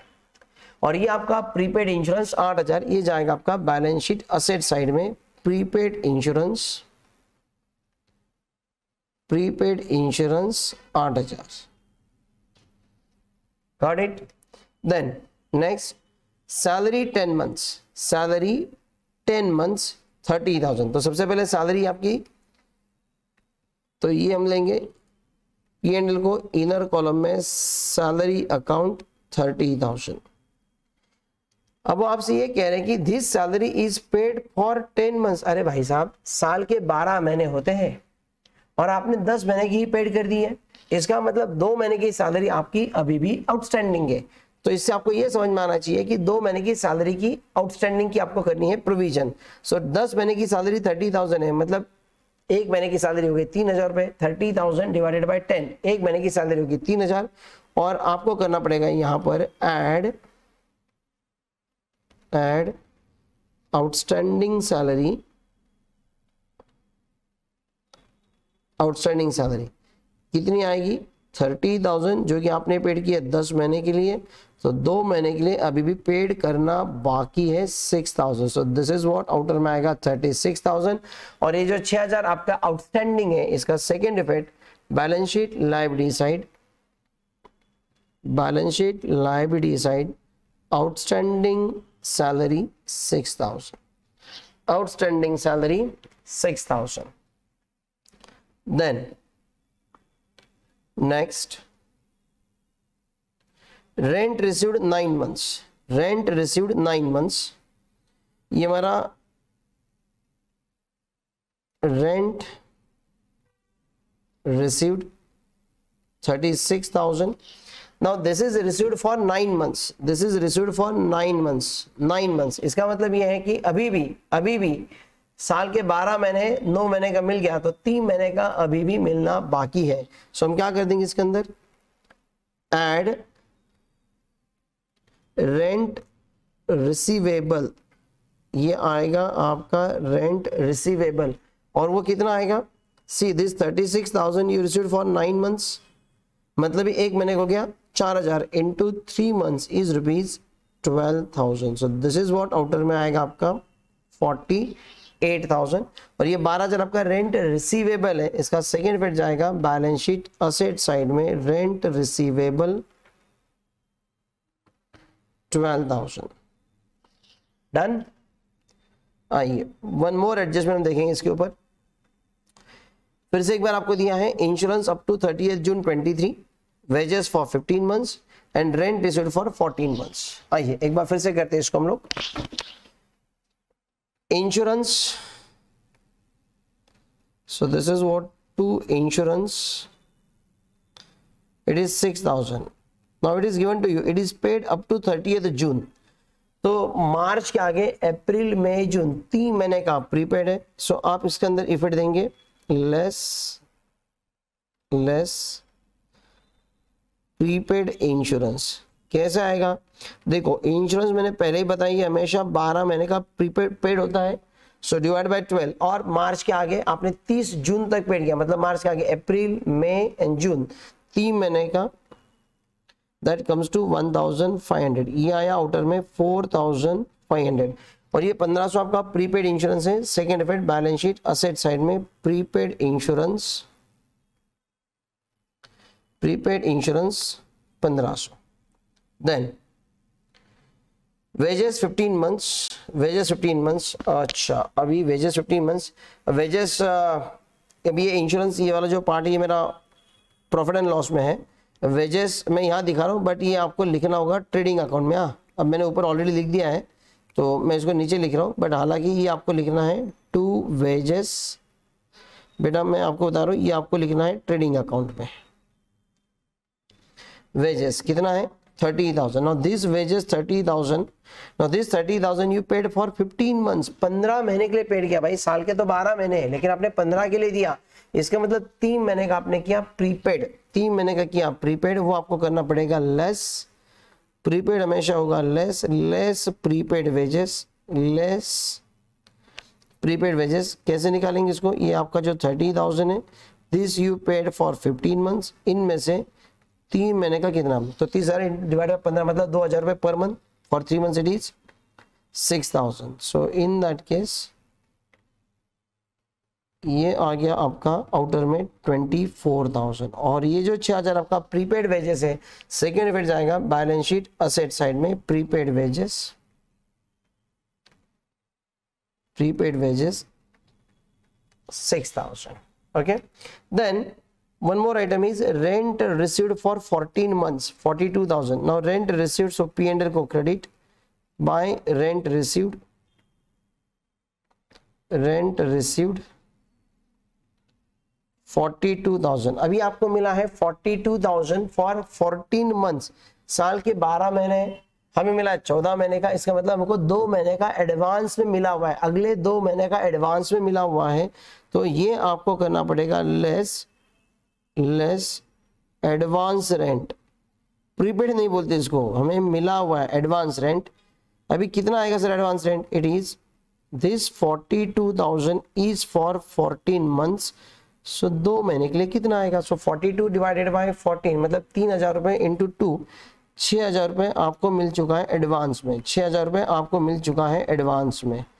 सो 42 माइनस 6,000 इज 36,000 आया आउटर में, और ये 6,000 रुपये आपको एडवांस में मिला हुआ है, ये आपका क्रेडिट होता है। सो डू रिमेंबर ये आपके बैलेंस शीट लायबिलिटी साइड में आता है, advance rent, advance rent 6,000। Okay then again next number 21st, interest paid on bank loan 2,000, 12% investment 1722 2 lakh, 10% bank loan on 11022 1 lakh, and interest received on investment is 10,000। Okay चलिए अब देखिएगा, debit में आपको दिया है interest paid on bank loan, interest paid on bank loan 2,000, और साथ साथ में आपको उसके साथ में क्रेडिट में दिया है 10% bank loan taken on 11022 rupees 1 lakh. अब ये दो चीजें जो है ना ये आपस में कनेक्टेड है, ये एक दूसरे के साथ कनेक्टेड है। देखिए कैसे, आपको बैंक लोन दिया है, साथ साथ में उसका रेट भी आपको दिया है और उसकी डेट भी दी है, मतलब डेफिनेटली इसमें हिडन एडजस्टमेंट होती है, एक बार आप चेक करके देखना। आइए सबसे पहले 10% बैंक लोन, ये हमारा बैलेंस शीट लायबिलिटी में आएगा। So on the balance sheet liability side I will से 10% बैंक लोन, और कब लिया है आपने 11022 को, 11022 का आपने लिया,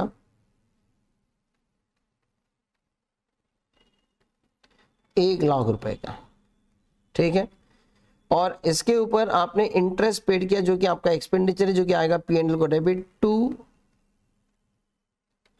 इंटरेस्ट ऑन बैंक लोन, कितना है ₹2,000।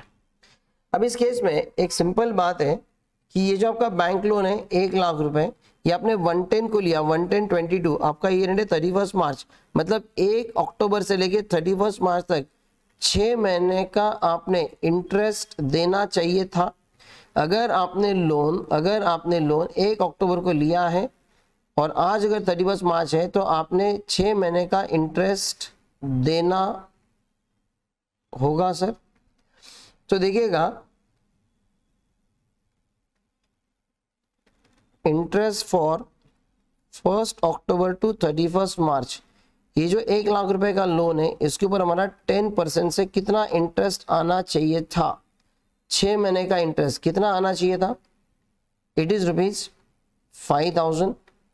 लेकिन अगर आप देखें तो हमने कितना पेड किया, हमने पेड किया 2,000 रुपए लेस इंटरेस्ट पेड।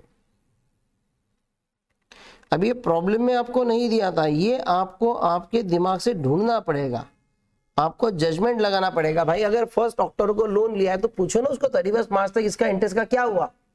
भाई 5,000 रुपए इंटरेस्ट आता है, हमने पेड कितना किया 2,000। इसी का मतलब अभी भी देयर इज आउटस्टैंडिंग इंटरेस्ट ₹3,000। अभी आउटस्टैंडिंग प्रॉब्लम में नहीं दिया, इसी को तो हिडन एडजस्टमेंट कहते हैं, छुपी हुई एडजस्टमेंट है, ढूंढो इसको, दिमाग लगाइए। ये 3,000 रुपए अभी भी देना बाकी है। अगर ऑलरेडी 5,000 दिया होता तो प्रॉब्लम नहीं आता, लेकिन 5,000 से कम पेड किया है, इसी का मतलब अभी भी वो जो डिफरेंस है 3,000 वो अभी भी देना बाकी है, इसका आपको देना होगा एडजस्टमेंट। सो इसमें करना होगा आपको ऐड आउटस्टैंडिंग इंटरेस्ट 3,000, ये एडजस्टमेंट है आपकी, ये हिडन एडजस्टमेंट है।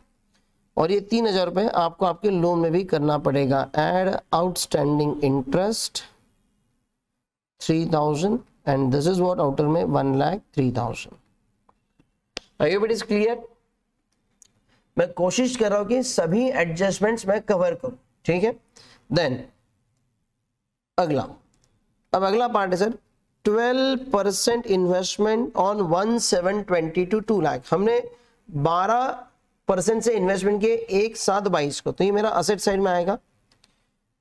12% investment, 12% investment on 1,720 to 2 lakh बराबर है।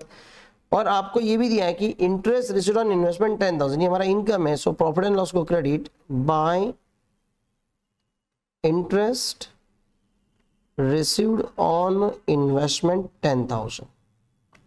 अब जरा सोचने की बात है कि भाई साहब अगर मैंने 1 जुलाई 22 को अगर मैंने इन्वेस्टमेंट की है और मेरा बैलेंस शीट 31 मार्च को हो रहा है, तो 1 जुलाई से लेके 31 मार्च तक 9 महीने का मुझे इंटरेस्ट मिलना चाहिए था।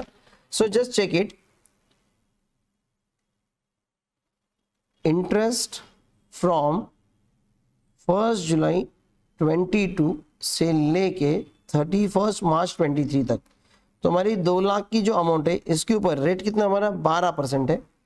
सो 12/100 इंटू जुलाई से लेके मार्च तक 9 महीने का इंटरेस्ट। शॉप देख लीजिए, ये 12 गए, 12 गए, ये 2 0 गए, ये 2 0 गए, तो हमारा इंटरेस्ट आना चाहिए था कितना 18,000 रुपए। लेकिन एक्चुअल में इंटरेस्ट रिसीव्ड कितना है, एक्चुअल में हमारा इंटरेस्ट रिसीव्ड कितना, ये आपको ट्रायल बैलेंस में सर इंटरेस्ट रिसीव्ड कितना है, इट इज 10,000। इंटरेस्ट रिसीव्ड हमारा 10,000, तो इसका मतलब ये नहीं हुआ कि 18,000 आना चाहिए था, 10,000 आया, मतलब अभी भी इंटरेस्ट रिसीवेबल, इंटरेस्ट रिसीवेबल, और इसी को कहा जाता है एक्रूड इंटरेस्ट, इसी को कहा जाता है एक्रूड इंटरेस्ट। 8,000 रुपए अभी भी आना बाकी है। ये प्रॉब्लम में नहीं दिया, लेकिन डेट, तारीख और रेट अगर आपको दिया है 12%, तो डेट और रेट अगर आपको दिया है आपके इन्वेस्टमेंट के लिए या फिर आपके लोन के लिए, तो जरूर जरूर वहां पर एडजस्टमेंट छुपी होती है। सो ये 8,000 रुपए आप कर देंगे, यहां पर आपके इंटरेस्ट में कर देंगे add interest accrued 8,000। So this is what outer में 18,000 और ऐड इंटरेस्ट एक्रूड, अब पानी देना सर मुझको, ठीक है, 8,000। सो दिस इज व्हाट आउटर में 2,08,000। दिस एडजस्टमेंट इफेक्ट ये बहुत रेयरली आती है एग्जाम में इस तरह की एडजस्टमेंट्स, लेकिन अगर आए तो फिर आपका फंबल नहीं होना चाहिए, इसलिए मैं डिस्कस किया हूं, ठीक है। तो डेट और रेट, एक ध्यान रखना, डेट और रेट अगर दोनों है तो ही ये हिडन एडजस्टमेंट आपको चेक करना है। प्रॉब्लम सिर्फ डेट दी है या फिर सिर्फ रेट दिया होगा, चाहे इन्वेस्टमेंट का या चाहे लोन का, फिर एडजस्टमेंट को देखना ही नहीं आपको। डेट और रेट, मैं फिर से बता रहा हूं सर आपको, डेट और रेट दोनों दिया हो तो ही हिडन एडजस्टमेंट चेक करो, ठीक है। मैं तो मौज मनाओ सर, फिर कोई टेंशन नहीं आपको। आगे, ओहो, ये चीज मैं आपको एक बार फिर से बता दूं, सीए फाउंडेशन हम लोग बहुत दिल से पढ़ाते हैं, पिछले 20 साल से पढ़ा रहे हैं, ठीक है। इसका गूगल ड्राइव या फिर पेन ड्राइव पर लेक्चर आप चाहें तो सिर्फ 22,000 में ऑल सब्जेक्ट का सब्सक्रिप्शन आपको मिलेगा, जिसका वैलिडिटी रहेगा 9 महीने का और व्यू रहेगा 2 टाइम्स। ओके, मैं खुद सीए संदीप देसरेडा सीए फाउंडेशन में अकाउंट्स पढ़ाता हूँ। वृषाली गांधी मैडम हमारे पास मैथ्स पढ़ाते हैं, सीए प्रसाद भंडारी सर हमारे पास इकोनॉमिक्स एंड लॉ पढ़ाते हैं, काजल चंदन मैडम भी हमारे पास इकोनॉमिक्स पढ़ाते हैं, ठीक है। So this is a best bye.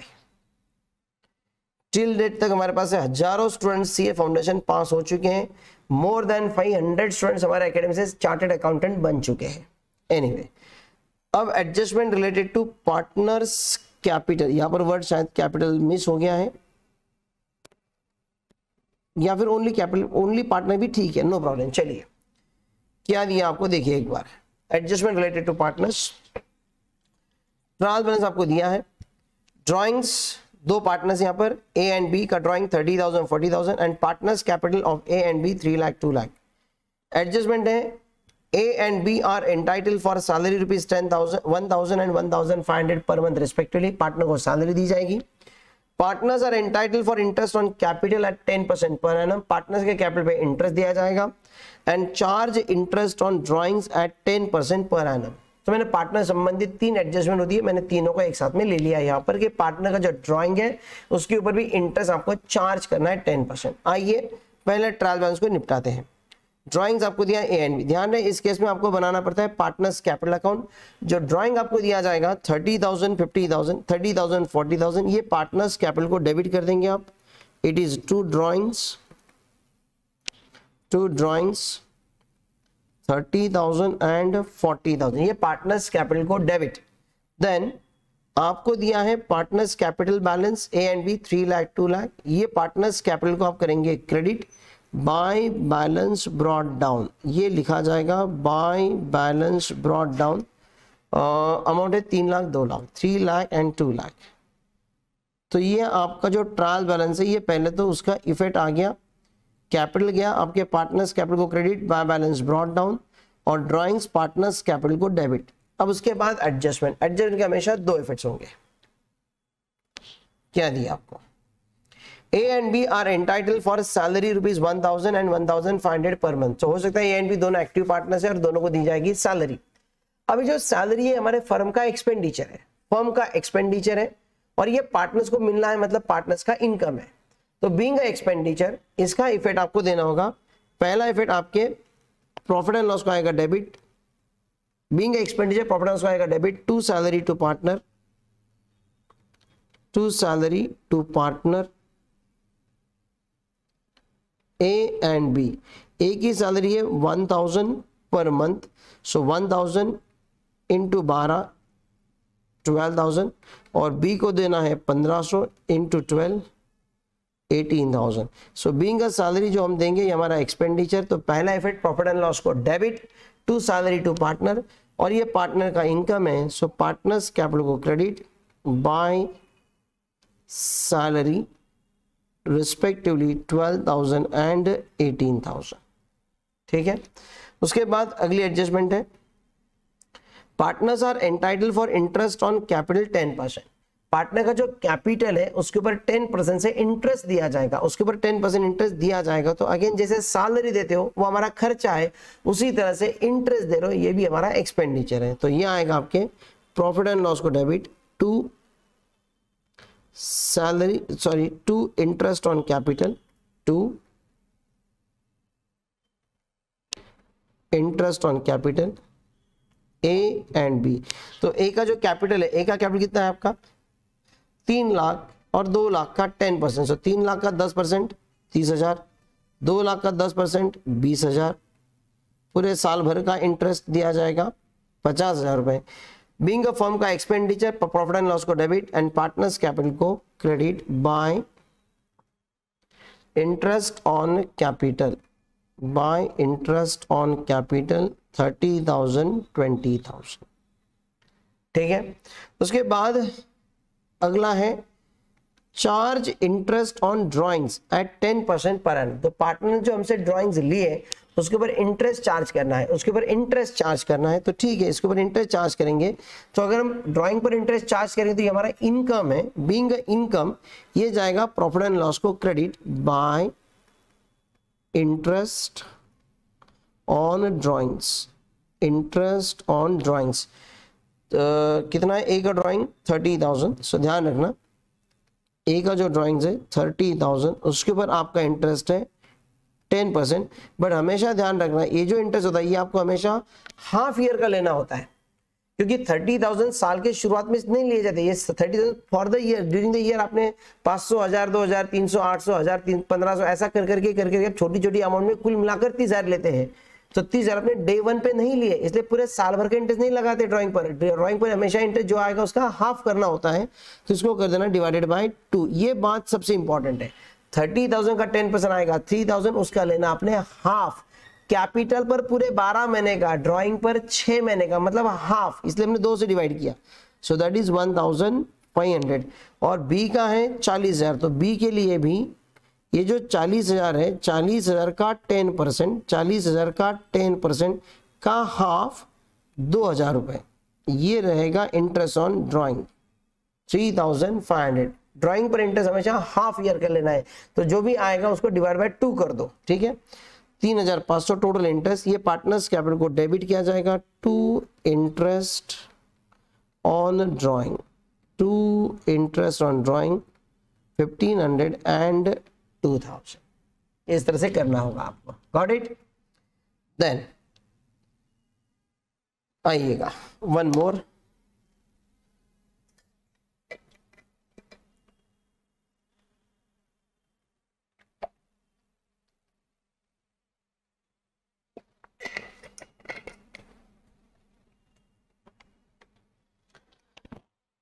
एक बार फिर से करते हैं बट कुछ वेरिएशन के साथ में।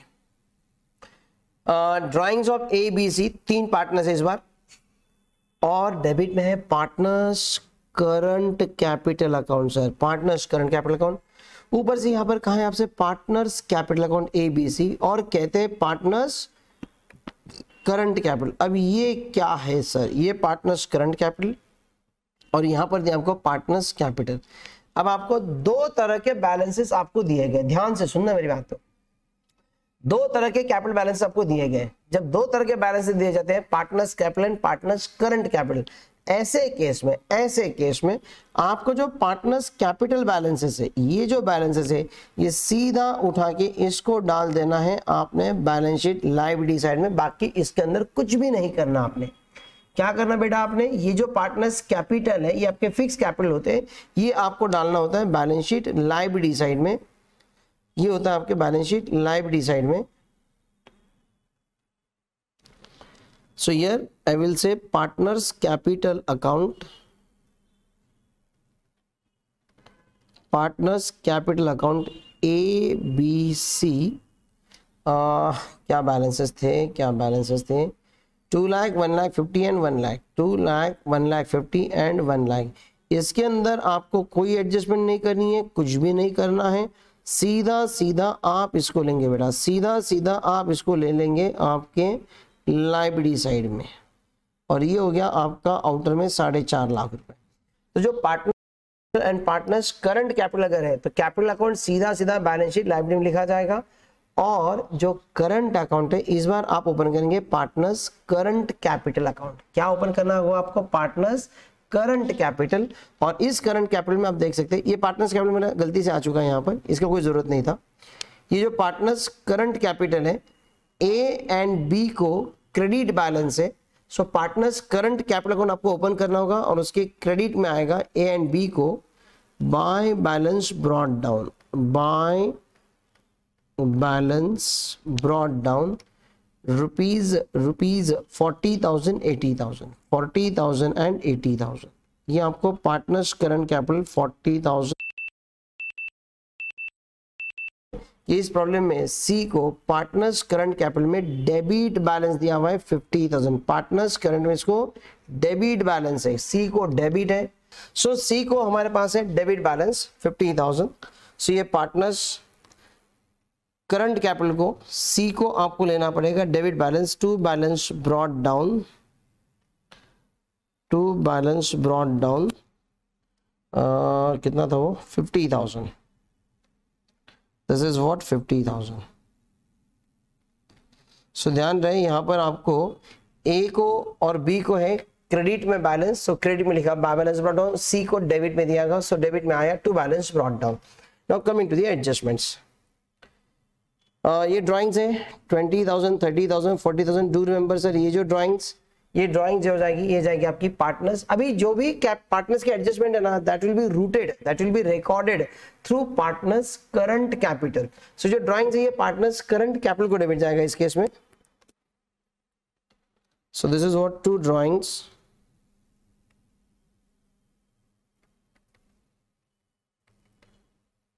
To drawings and the amount is rupees 20,000, 30,000, 40,000, 20,000, 30,000 and 40,000.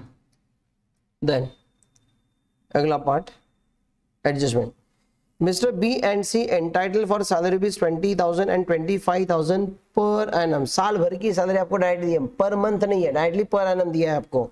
B and सी को मिलेगी सैलरी, तो हम सैलरी देंगे, हमारा एक्सपेंडिचर है। सो प्रॉफिट एंड लॉस को debit to salary to partner, to salary to partner B and C 20,000 and 25,000। Please do remember it is not per month, it is a per annum, साल भर का है।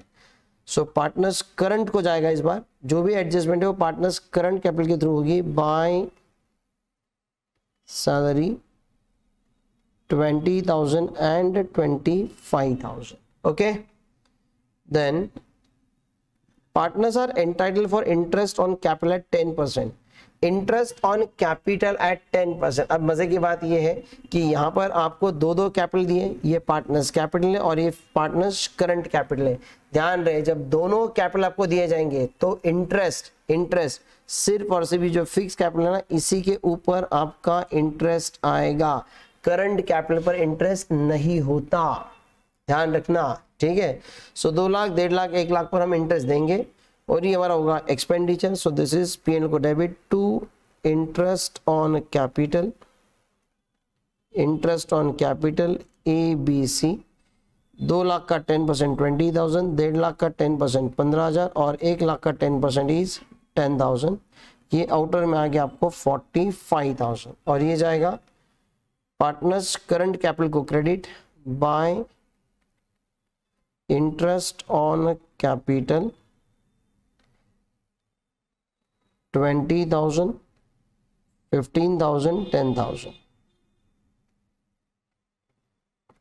Okay, then last adjustment, charge interest on drawings at 12% per annum. तो जो भी आपका drawing है 20, 30, 40,000 इसके ऊपर इंटरेस्ट आएगा। ये इंटरेस्ट हमारे फर्म का इनकम है। So being a income, profit and loss को credit by interest on drawing.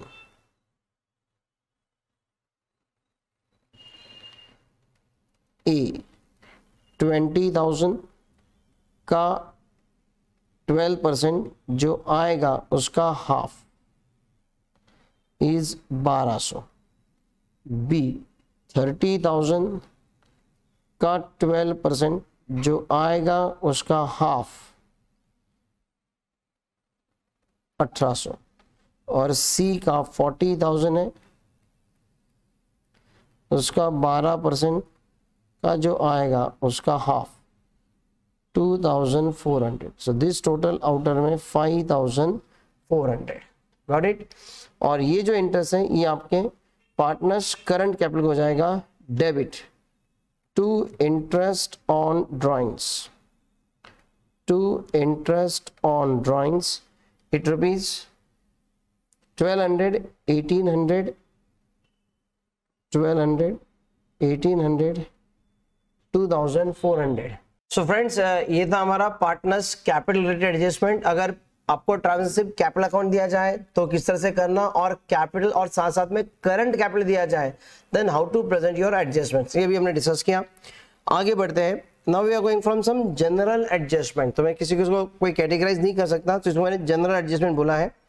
जैसे कि आपको दिया है यहाँ पर स्टेशनरी रुपीज 10,000 और आपसे कहा गया है goods distributed as free sample 5,000, goods withdrawn by mister A for personal purpose but not at all recorded in books rupees 8,000 and stock of stationery 3,000। सो आप देख सकते हैं यहाँ पर स्टेशनरी है और स्टेशनरी के संदर्भ में ये एक एडजस्टमेंट दी है स्टॉक ऑफ स्टेशनरी की, और दो सिर्फ एडजस्टमेंट है, उसको लेकर के ट्रायल बैलेंस में कुछ भी नहीं है। Goods distributed as free sample and goods withdrawn by A. Now how to deal with this adjustment. तो सबसे पहले आपको स्टेशनरी दिया है 10,000, सो डू रिमेंबर स्टेशनरी ये आपके प्रॉफिट एंड लॉस को आएगा डेबिट। ये मेरा ऊपर का पार्ट ट्रेडिंग का है, so I am taking here as a to stationery, to stationery amount rupees 10,000। Okay, पहले मैं इसके एडजस्टमेंट कर लेता हूँ। स्टेशनरी का एडजस्टमेंट है स्टॉक ऑफ स्टेशनरी 3,000, मतलब ड्यूरिंग द ईयर आपने जो स्टेशनरी परचेस की है 10,000 रुपए की, उसमें से 3,000 की स्टेशनरी अभी भी आपने यूज नहीं की है। So you purchase the stationery of 10,000 but 3,000 अभी भी आपके पास स्टॉक में पड़ी हुई है। तो आपका ये जो स्टेशनरी है, सॉरी ये मुझको इनर में लिखना चाहिए था, मैंने गलती से आउटर में लिख दिया। ये 10,000, इसमें से आपको करना होगा less stock of stationery, stock of stationery 3,000। ये यहां से लेस हो जाएगा, आउटर में आएगा 7,000 और ये जो स्टॉक ऑफ स्टेशनरी ये आएगा आपका बैलेंस शीट असेट साइड में। Stock of stationery balance sheet asset side में स्टॉक ऑफ स्टेशनरी 3,000। ठीक है, देन अगला goods distributed as free sample 5,000। Goods distributed as free sample, हमने गुड्स फ्री में दे दिए, फ्री में हमें लोगों में बांट दिए। अब जब गुड्स फ्री में बांटे जाते हैं तो उसका ऑब्जेक्ट होता है एडवर्टाइजमेंट, पब्लिसिटी। अब इसका इफेक्ट आप किस तरह से देंगे, जो गुड्स आपने परचेस किए थे अपने बिजनेस के लिए वो आपने लोगों को फ्री में दे दिए। सो इट इज, इसका पहला इफेक्ट आएगा आपका ट्रेडिंग का credit by free sample, trading को क्रेडिट बाय फ्री सैंपल 5,000। और क्योंकि ये आपने एडवर्टाइजमेंट पर्पस के लिए दिया हुआ है तो ये आपको क्या करना होगा, आपके प्रॉफिट एंड लॉस को डेबिट करना होगा। तो थोड़ा सा ऊपर कर लेता हूं ये,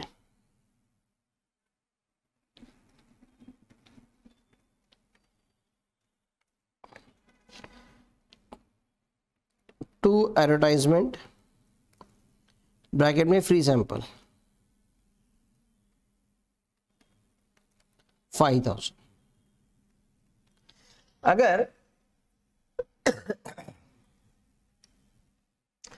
आपको एग्जाम में ट्रायल बैलेंस में अगर एडवर्टाइजमेंट दिया होगा, अगर ट्रायल बैलेंस में अगर एडवर्टाइजमेंट अगर दिया होगा तो उस केस में आपको क्या करना होगा, समझो अगर आपको इस तरह से दिया है ऑलरेडी यहाँ पर एडवर्टाइजमेंट, समझो 6,000 अगर दिया है तो बहुत ही अच्छा बात सर। उस केस में तो क्या करेंगे, आप लिखेंगे यहाँ पर इनर में लिखेंगे 6,000, फिर ही आउटर में लिखा जाएगा 5,000 and then this will be in outer column 11,000। सो अगर एडवर्टाइजमेंट दिया है तो उसको पहले इनर में लिखो और उसमें ऐड कर दो फ्री सैंपल। अगर नहीं दिया है तो कोई टेंशन नहीं है, तो फिर ये नहीं आएगा सर, और फिर आएगा सिर्फ आउटर में 5,000।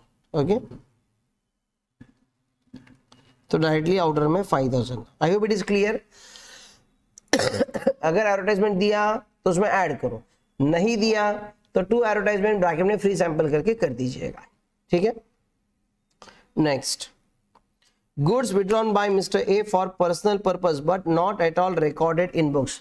मिस्टर ए ने गुड्स विड्रॉ किए पर्सनल पर्पस के लिए, मतलब ये हमारा पार्टनर है मिस्टर ए, उसने गुड्स विड्रॉ किए, बुक्स में रिकॉर्ड नहीं किए। सो पहला इफेक्ट ट्रेडिंग को credit by goods withdrawn, by goods withdrawn bracket में मिस्टर ए 8,000। सर ये ट्रेडिंग को ही क्रेडिट क्यों लिखा जाता है बेटा, अभी ये समझाने का टाइम नहीं है क्योंकि एग्जाम टाइम प्रिपरेशन चल रहा है, तो अभी आप एग्जाम के हिसाब से इसको ले लीजिएगा। ठीक है, और कैप, और ये जो है सर ये ए ने विड्रॉ किया, ये उसका पर्सनल, ए ने विड्रॉ किया मतलब ये ए का ड्राइंग है एंड बीइंग अ ड्राइंग ये ए के कैपिटल को जाएगा debit to goods withdrawn, to goods withdrawn, या फिर आप इसको ऑब्लिक ड्राइंग्स भी लिख सकते हो, कोई प्रॉब्लम नहीं। 8,000 रुपए। Is this very clear? Goods withdrawn by owner, trading को credit, by goods withdrawn and partners capital को डेबिट, टू गुड्स विड्रॉन या फिर टू ड्राइंग्स 8,000। ठीक है, next. Yeah, and now the last part of your chapter is that some special items appearing in trial balance। ये कुछ ऐसे items हैं जो ट्रायल बैलेंस में आते हैं और कई बार मुझे कंफ्यूजन होता है कि सर ये एग्जैक्टली लिखना कहाँ पर है। तो मैं सभी आइटम को डिस्कस नहीं कर रहा हूँ, लेकिन जो कुछ इंपॉर्टेंट है मैं उसको डिस्कस कर रहा हूँ यहाँ पर। जैसे कि देखिएगा, मैंने यहाँ पर सीरियल बनाया है, कौन सा अकाउंट है उसे ट्रायल में कौन सा बैलेंस होगा, तो मैंने जिस साइड में एरो किया है ना, क्रॉस किया है, डेबिट या क्रेडिट, उसको बैलेंस दिया जाएगा ट्रायल में, उसका इफेक्ट फाइनल अकाउंट में कहाँ देना है। And do remember items appearing in trial balance है, items appearing in trial balance है। इसका मतलब बड़ा साफ है कि इसका सिर्फ और सिर्फ ओनली सिंगल इफेक्ट आने वाला है, ये कोई एडजस्टमेंट नहीं है सर। एडजस्टमेंट होती है तो डबल इफेक्ट आता है, इसका आएगा सिर्फ सिंगल इफेक्ट। ठीक है, जैसे कि परचेस रिटर्न या फिर रिटर्न आउटवर्ड, ट्रायल बैलेंस को क्रेडिट बैलेंस होता है। Do remember this is to be deducted from purchases, इसको डिडक्टेड फ्रॉम परचेस, इसको परचेस में से माइनस करना। देन सेल्स रिटर्न या फिर रिटर्न इनवर्ड, डू रिमेंबर इसको आपको क्या करना है, डिडक्ट फ्रॉम सेल्स, इसको सेल्स में से माइनस करना है आपको। देन ट्रेड एक्सपेंसेस को लेकर बच्चों का कई बार कंफ्यूजन होता है, ट्रेड या फिर ट्रेडिंग एक्सपेंसेस। ध्यान रखना बच्चों, कई बार ना बच्चों को इस तरह से लगते रहता है कि ट्रेड एक्सपेंसेस है, ट्रेड एक्सपेंसेस, तो ट्रेड एक्सपेंस उठा के डाल दो ट्रेडिंग को। नहीं, ऐसा नहीं होता है। Trade expenses represent only indirect expenses. तो ट्रेड एक्सपेंसेस कई नामों से जाना जाता है, जैसे आप देख सकते हैं ट्रेड एक्सपेंसेस। अगर आपको प्रॉब्लम में इनमें से कोई एक दिया होगा, ध्यान रखिए सर, कोई एक दिया होगा आपको ट्रायल बैलेंस में, जैसे कि ट्रेड एक्सपेंस होगा general, sundry, miscellaneous, shop, establishment, business expenses, office expenses, miscellaneous expenses, इनमें से कोई एक ही अगर आपको दिया है, ट्रायल इनमें से कोई एक ही है, वो शायद ट्रेड हो, शॉप हो, ऑफिस हो, मिसलेनियस हो, बिजनेस हो, अगर एक ही दिया है तो उस केस में ये जाएगा प्रॉफिट एंड लॉस को डेबिट। हाँ सर, आपने सही समझा है, ट्रेड एक्सपेंसेस भी अगर आपको दिया होगा तो भी जाएगा प्रॉफिट एंड लॉस को डेबिट। लेकिन अगर आपको ट्रायल बैलेंस में ट्रेड एक्सपेंसेस दिया है और साथ में इनमें से कोई एक ही दिया है साथ में, मतलब ट्रेड एक्सपेंस भी है ट्रायल बैलेंस में और ये जो पूरी लिस्ट है इसमें से कोई एक है, इनमें से कोई एक है और ट्रेड, ये दोनों आपको ट्रायल बैलेंस में दिए हैं, दोनों ट्रायल बैलेंस में अगर दिए होंगे तो ऐसे केस में ट्रेड एक्सपेंसेस जो है, ऐसे केस में ट्रेड एक्सपेंसेस जो है ये जाएगा आपका ट्रेडिंग अकाउंट को डेबिट, और ये जो खर्चे होंगे सर ये जाएगा प्रॉफिट एंड लॉस को debit.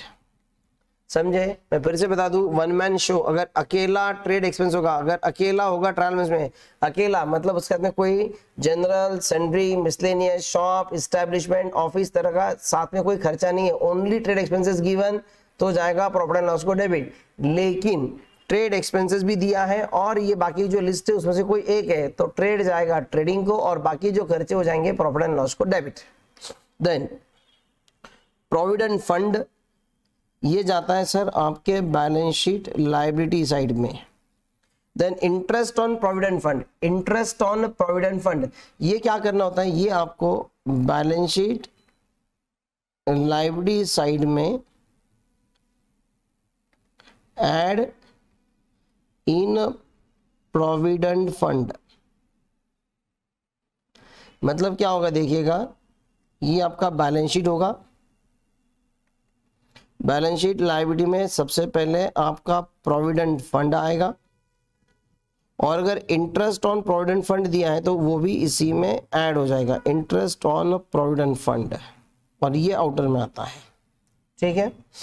Then provident fund investment, provident fund investment, do remember ये प्रोविडेंट फंड इन्वेस्टमेंट ये जाता है बैलेंस शीट असेट साइड में। Then next provident fund contribution, provident fund contribution ये हमारा इनडायरेक्ट एक्सपेंडिचर होता है, ये आपको लिखना होता है प्रॉफिट एंड लॉस को डेबिट। ये हमारा एक्सपेंडिचर हमारे एम्प्लॉय के लिए हम लोग करते हैं, तो ये हमारा एक्सपेंडिचर होता है प्रॉफिट एंड लॉस को डेबिट। सो कौन सा प्रोविडेंट फंड कहां पर जाएगा, ठीक है, ये देख लेना अच्छे से। Then royalty on sales, royalty on sales अगर बोला है, रॉयल्टी अगर ऑन सेल्स है तो ध्यान रखना ये जाता है प्रॉफिट एंड लॉस को डेबिट। वही रॉयल्टी ऑन प्रोडक्शन अगर वर्ड यूज हुआ है तो ये जाएगा आपका ट्रेडिंग को डेबिट, तो ये जाएगा ट्रेडिंग को डेबिट। लेकिन सिर्फ रॉयल्टी दिया होगा, ओनली रॉयल्टी, वो ऑन प्रोडक्शन या ऑन सेल्स नहीं है, तो ये जाएगा, फिर इसको हम डायरेक्ट एक्सपेंडिचर मानते हैं और ये जाता है ट्रेडिंग को debit. Then carriage inward, carriage inward ध्यान रखना, कैरेज इनवर्ड हमारा डायरेक्ट एक्सपेंडिचर होता है, ये जाता है ट्रेडिंग को डेबिट। एंड कैरेज आउटवर्ड ये हमारा इनडायरेक्ट एक्सपेंडिचर है, ये जाता है प्रॉफिट एंड लॉस को डेबिट। देन कमीशन, अब कमीशन में दोनों बातें हो सकती है, कमीशन हमको डेबिट भी हो सकता है, क्रेडिट भी हो सकता है। कमीशन अगर डेबिट में होगा तो ये कमीशन हमने पेड किया है, ये जाएगा प्रॉफिट एंड लॉस को डेबिट, इनडायरेक्ट एक्सपेंडिचर। और अगर क्रेडिट वाला अगर होगा तो ध्यान रखना ये हमारा इनकम है, ये जाता है प्रॉफिट एंड लॉस को credit. Then same thing interest, interest को दोनों है, डेबिट भी है क्रेडिट भी है। डेबिट है तो इंटरेस्ट हमने पेड किया, हमारा एक्सपेंडिचर है, क्रेडिट है तो हमारा इनकम है, वो हमारा प्रॉफिट एंड लॉस को आएगा। डेबिट है तो जाएगा प्रॉफिट एंड लॉस को डेबिट, और अगर क्रेडिट वाला है तो ध्यान रखिएगा प्रॉफिट एंड लॉस को credit. Same thing discount, discount debit में है तो ये डिस्काउंट अलाउड है, हमारा खर्चा होता है, और अगर क्रेडिट में दिया है तो डिस्काउंट रिसीव्ड है, वो हमारा इनकम होता है। सो अगर डिस्काउंट डेबिट में दिया होगा तो जाएगा प्रॉफिट एंड लॉस को डेबिट, और अगर क्रेडिट होगा तो जाएगा प्रॉफिट एंड लॉस को क्रेडिट। देन कभी कभी आपको दिया जाता है प्रॉब्लम में wages and salary, wages and salary एक साथ में दिया है, वेजेस एंड सैलरी, तो इसके अंदर पहला वर्ड कौन सा है, वेजेस, इसलिए इसको लेना पड़ता है आपको ट्रेडिंग को डेबिट, ये जाएगा ट्रेडिंग को डेबिट। लेकिन अगर आपसे कहा गया होगा सैलरी एंड वेजेस, उल्टा दिया, तो सर पहला वर्ड क्या है, सैलरी, ये जाएगा आपका प्रॉफिट एंड लॉस को डेबिट, ये जाएगा। सो पहले वर्ड से डिसाइड किया जाएगा ये, गॉट इट। उसी तरह से ना एक चीज और होती है, प्रोडक्टिव वेजेस, और कभी कभी दिया जाता है unproductive wages, productive wages and unproductive. Productive wages हमारा डायरेक्ट एक्सपेंडिचर होता है, ये जाता है ट्रेडिंग को डेबिट, और अनप्रोडक्टिव वेजेस हमारा इनडायरेक्ट एक्सपेंडिचर, ये जाता है हमारा प्रॉफिट एंड लॉस को डेबिट, ठीक है। देन आउटस्टैंडिंग एक्सपेंसेस, अभी यहां से आगे की जो लिस्ट है ना, नॉर्मली इनके लिए हमें एडजस्टमेंट की आदत है, लेकिन ये आपको एडजस्टमेंट में नहीं दिया, ये आपको ट्रायल बैलेंस में दिया, तो इसका सिर्फ एक ही इफेक्ट आएगा, ध्यान रखिएगा, फिर से बता रहा हूं। आउटस्टैंडिंग एक्सपेंसेस, आउटस्टैंडिंग एक्सपेंस तो हमको आदत है इसके एडजस्टमेंट करने की, लेकिन नहीं बेटा, मैं आपसे कह रहा हूं ये आपको ट्रायल बैलेंस में दिया है, ट्रायल बैलेंस में दिया तो सिर्फ एक इफेक्ट आएगा, आउटस्टैंडिंग एक्सपेंसेस ट्रायल बैलेंस में तो एक ही इफेक्ट आएगा, बैलेंस शीट लायबिलिटी साइड। तो इसके अंदर आउटस्टैंडिंग एक्सपेंस मतलब आपको कैसे देंगे, आपको देंगे आउटस्टैंडिंग सैलरी बोलेंगे, या फिर आपको बोलेंगे आउटस्टैंडिंग वेजेस, या फिर आपको बोल देंगे आउटस्टैंडिंग रेंट, है ना, ऐसा आपको दिया जाएगा। तो ये ट्रायल बैलेंस में है तो सिर्फ एक effect balance sheet liability side. उसी तरह से आपको प्रीपेड बोला जाएगा, मे बी इस आपको दिया जाएगा यहां पर प्रीपेड सैलरी, या फिर आपको बोलेंगे प्रीपेड वेजेस, ऐसा कुछ आपको दिया जाएगा। अगर प्रीपेड है तो ये ध्यान रखना, ये जाएगा आपको बैलेंस शीट असेट साइड में। उसी तरह से आपको दिया है इनकम रिसीव्ड इन एडवांस, मतलब ऐसा बोल देंगे रेंट, या फिर ऐसा बोल देंगे एडवांस रेंट बोल देंगे, एडवांस रेंट, है ना, और उसको क्रेडिट बैलेंस होगा, तो ध्यान रखना ये जाएगा आपका बैलेंस शीट लायबिलिटी साइड, ठीक है। मैं फिर से बताता हूँ बेटा, ये इस तरह से क्यों लिखा जाता है, अब ये समझाने का टाइम नहीं है, इसलिए बेटर है कि आप इसको एग्जाम के लिए ध्यान रखिएगा। ये आइटम रहा तो ये किस तरह आपको लिखना है, ठीक है। बाकी मैं हमेशा कंसेप्चुअल नॉलेज देने में ही बिलीव करता हूँ, लेकिन सर मैं मार्क्स में भी बिलीव करता हूँ, तो इसमें हमारे लिए मार्क्स प्रायोरिटी है, ठीक है। इनकम रिसीवेबल, इनकम रिसीवेबल अगर दिया होगा तो ये जाएगा आपका बैलेंस शीट असेट साइड में। Then depreciation on fix asset, trial balance में दिया है डेप्रीसिएशन, मतलब आपको देंगे डेप्रीसिएशन ऑन मशीनरी ऐसा बोल देंगे, या फिर डेप्रीसिएशन ऑन फर्नीचर बोल देंगे। डेबिट में दिया जाता है, ध्यान रखना ये जाता है प्रॉफिट एंड लॉस को डेबिट, ये एडजस्टमेंट नहीं आता है, सिर्फ एक डेबिट आएगा P&L debit. Closing stock, closing stock trial balance में होगा तो आप आपके बैलेंस शीट असेट साइड में लिखेंगे, और लिखते हो क्लोजिंग स्टॉक ही लिखा जाएगा, ना कि स्टॉक इन ट्रेड।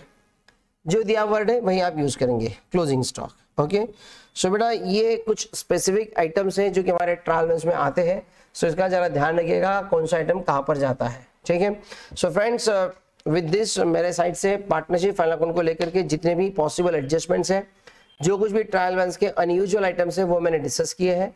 मैं उम्मीद करता हूँ ये आपको चीज़ें समझ में आई होगी। इसके बावजूद भी अगर आपकी कुछ क्वेरीज होंगी तो हमारे यूट्यूब के लिंक में जो कमेंट है उसके में आप डाल दीजिएगा, आपकी कोई क्वेरी होंगी तो हम वहाँ पर देख लेंगे, या फिर ये मेरा कॉन्टैक्ट नंबर यहाँ पर है, आप मुझे व्हाट्सएप कर सकते हैं, या फिर आप मुझे कॉल कर सकते हैं। शाम को 6:30 के आगे कॉल करना, 6:30 के आगे मैं नॉर्मली फ्री हो जाता हूँ।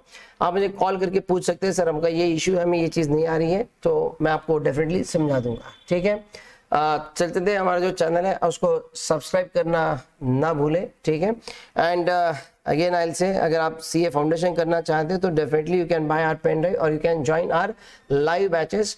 12th के एग्जाम के बाद 8 दिन के अंदर हमारी face to face live batch CA foundation की स्टार्ट हो जाती है।